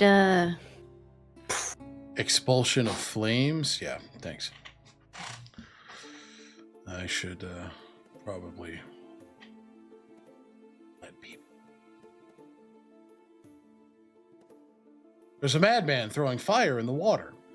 Yeah, just make people aware. You'll be fine. Worse things have happened. Fair enough. Thanks, you. You're welcome, Wit. And he heads off. Things begin to settle. Dorlin passes out. Well, all this food. That little man, he goes, oh, like he has died and gone to heaven.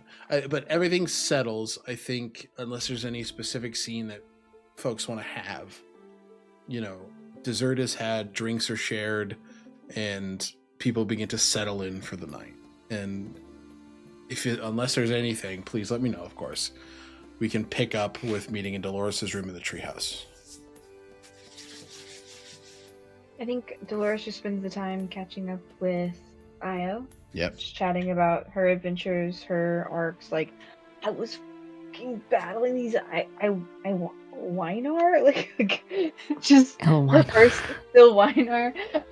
Weinar. Like her first foray into like this real like epic story. Like I was heard it from her brother, but now is seeing her friend also get wrapped up into this this tale and is invigorated by it. So I think that Io just, you guys talk about it for a while, but there's a moment where Io just looks at you, and you've always been a storyteller, Dolores. Every time I've seen you perform with the Crimson Mask, everything you do has a flair for the dramatic in the best way possible. I think it may not be where you expect it to be, but maybe it's where you should be.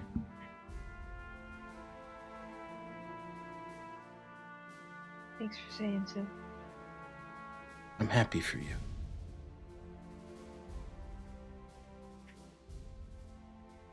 I'm sorry you can't go back to school. Or at least not for a while. Do you have a plan? No.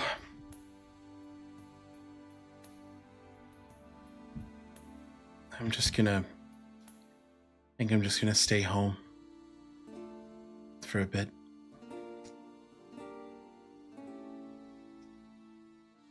My mom and dad just learned a lot, and I imagine they're scared.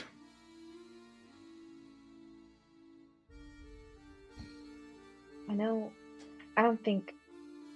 don't know what topic really Dorlin taught, but he was a teacher at Sunwell. If it's philosophy. Okay. Right. Well, you don't need school. Look at what you built.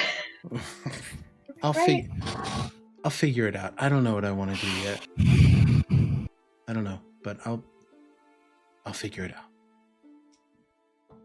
Maybe it's not what you thought it would look like either. It definitely isn't. But that's okay. It's not okay, but it will be. It will be okay. Go get some rest. think I'm doing the opposite. Well, go get not rest. Okay. She gives Io a hug. Yeah, she squeezes you and... All right. We meet upstairs.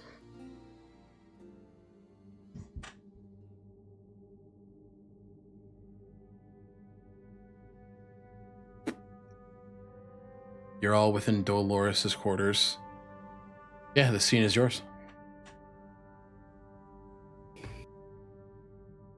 She sits on a bench placed next to an open window, facing inward towards where I imagine Echinacea is sitting on a chair. Echinacea is sitting in front of you, Dolores, with this tiny little velvet pouch, and in it, as they very delicately open it up, you see something that glitters. It's so bright, and you realize that it is diamond dust, an insane amount of it. Okay. So if this spell modifies a memory in the manner that mages of yore traditionally used it, this spell will free you from that modification. If something greater has occurred to you, then it may be beyond my reckoning to aid right now.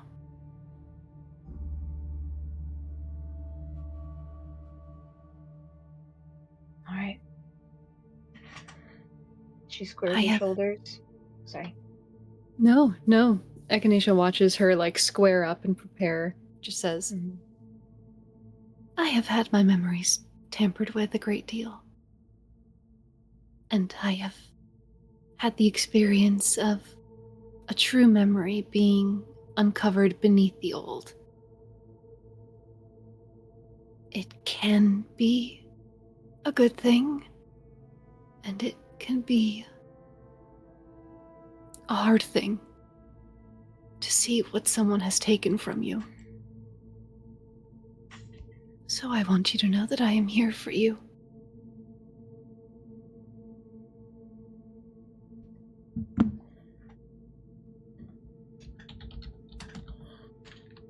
Are you ready?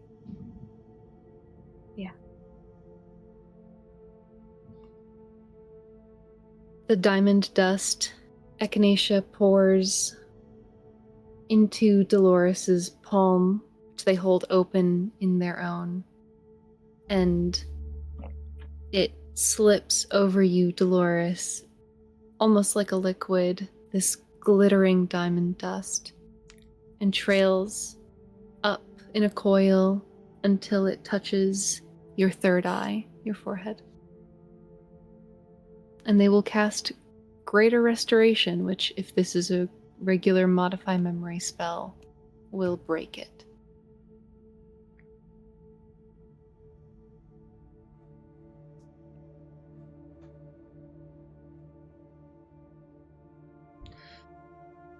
Echinacea, you feel your magic take hold as the Modify Memory is successfully broken. Dolores, a searing pain drills into your temple in the spot where that crescent moon is etched into your skin by metal. A mental wall breaks, and it all comes back to you.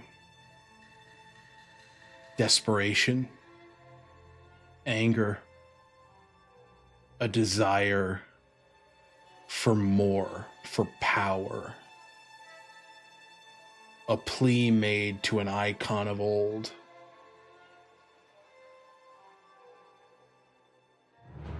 You are battered with the memories of being suspended in the Blade Brothers domain, wrapped by chains,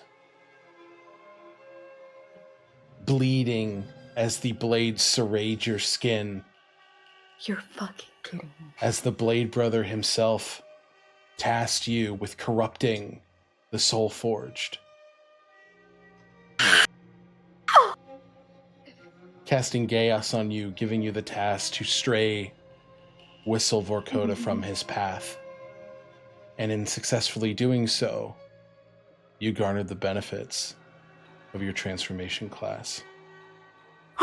And that is where we are going to end tonight's chapter of Known Realms Tolesh. God! Oh no! Oh no! Oh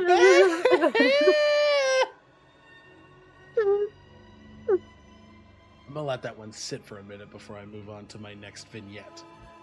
Because we're not quite done Oh yet. no! Alec? Fucking jail. Not actually federal prison. Actually, the gulag. I'm sending you to Siberia. Gulag, dude. no! What? Top 10 reveal of Known Realms Tolesh by far. 10. He I say in the He top left- 10. In the top 10. he left. He left. Whistle's no longer on the path. And Yeah. what did Dolores get the moment he did? Boom! She's been Oh, hearing no. chains in her dreams. Okay. That is where we end the story of the Fated for tonight. But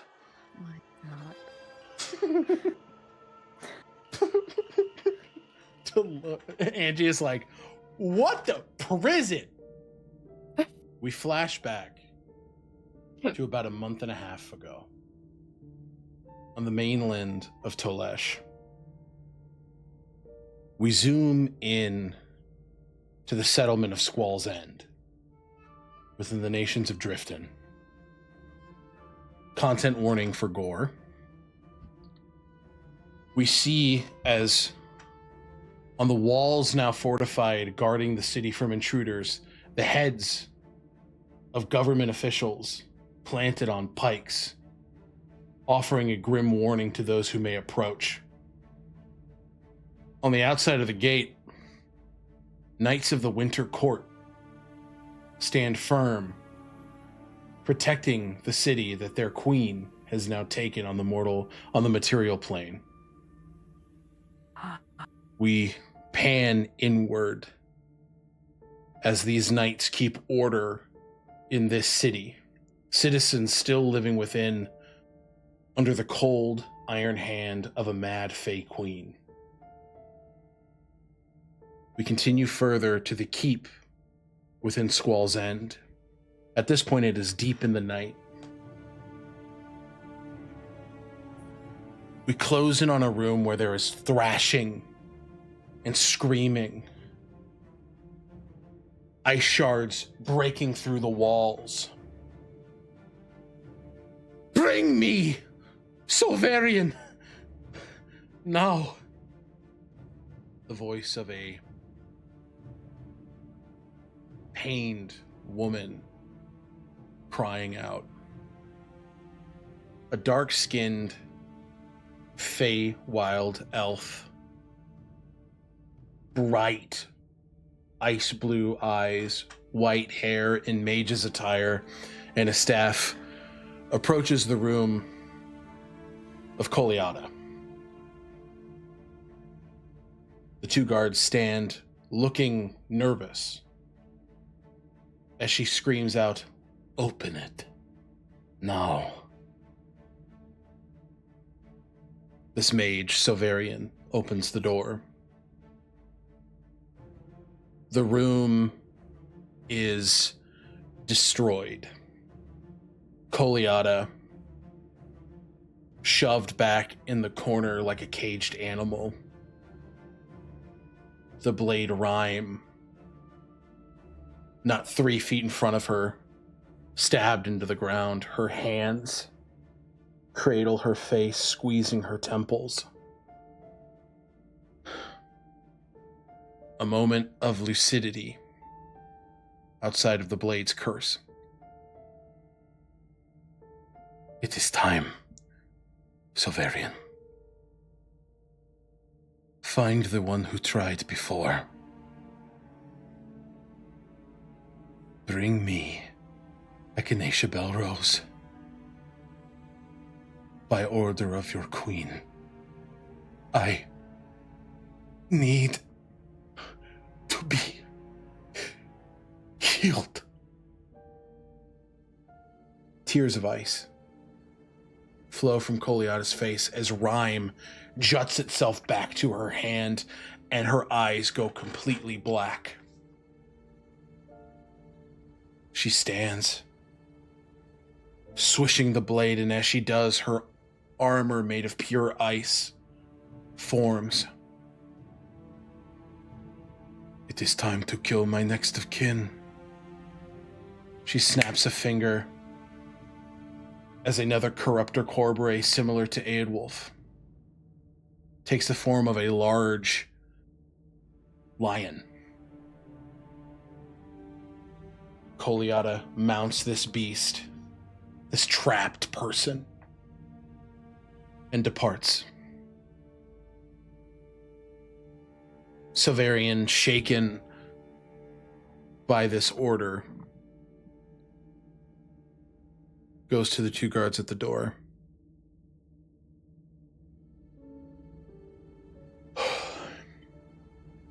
Trembling before the words can leave his mouth.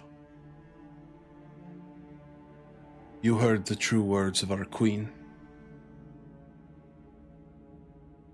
It is time to bring the Ashborn to us. By any means necessary. And that is where we're going to call tonight's chapter of Known Realms Tolesh. Damn.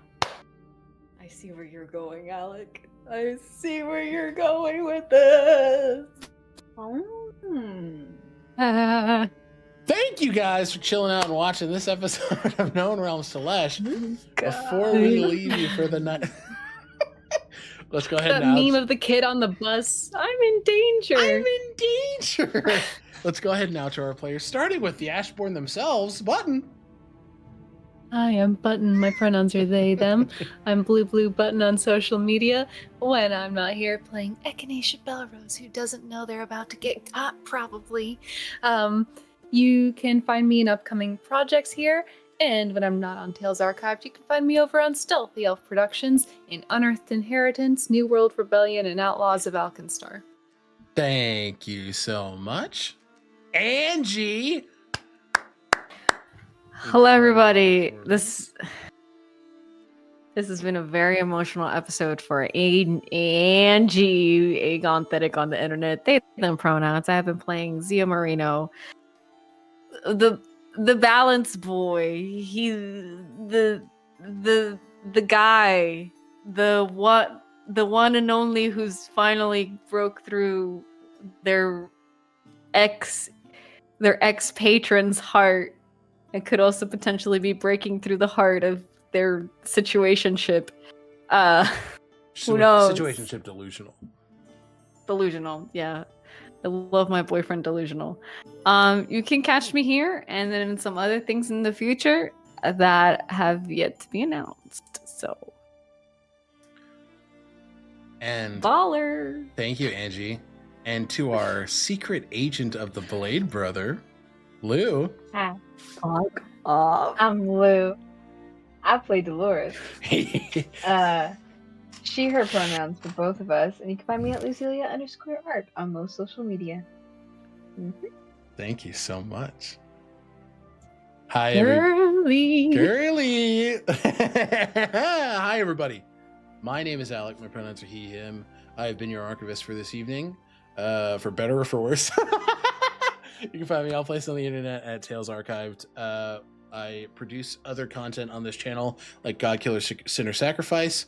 Here's another campaign that I will be running here in the future. You can also look out for a Kids on Brooms mini campaign that will be airing here, a Lancer campaign that I will be running, a mini campaign, and a one-shot of an original system designed by the GM, all coming soon. So we're excited to be producing more content and putting things out for you all. When I'm not here, you can also find me over at Stealthy Oak Productions. I play Finn Reese in Heroes of Hysteria Unearthed Inheritance.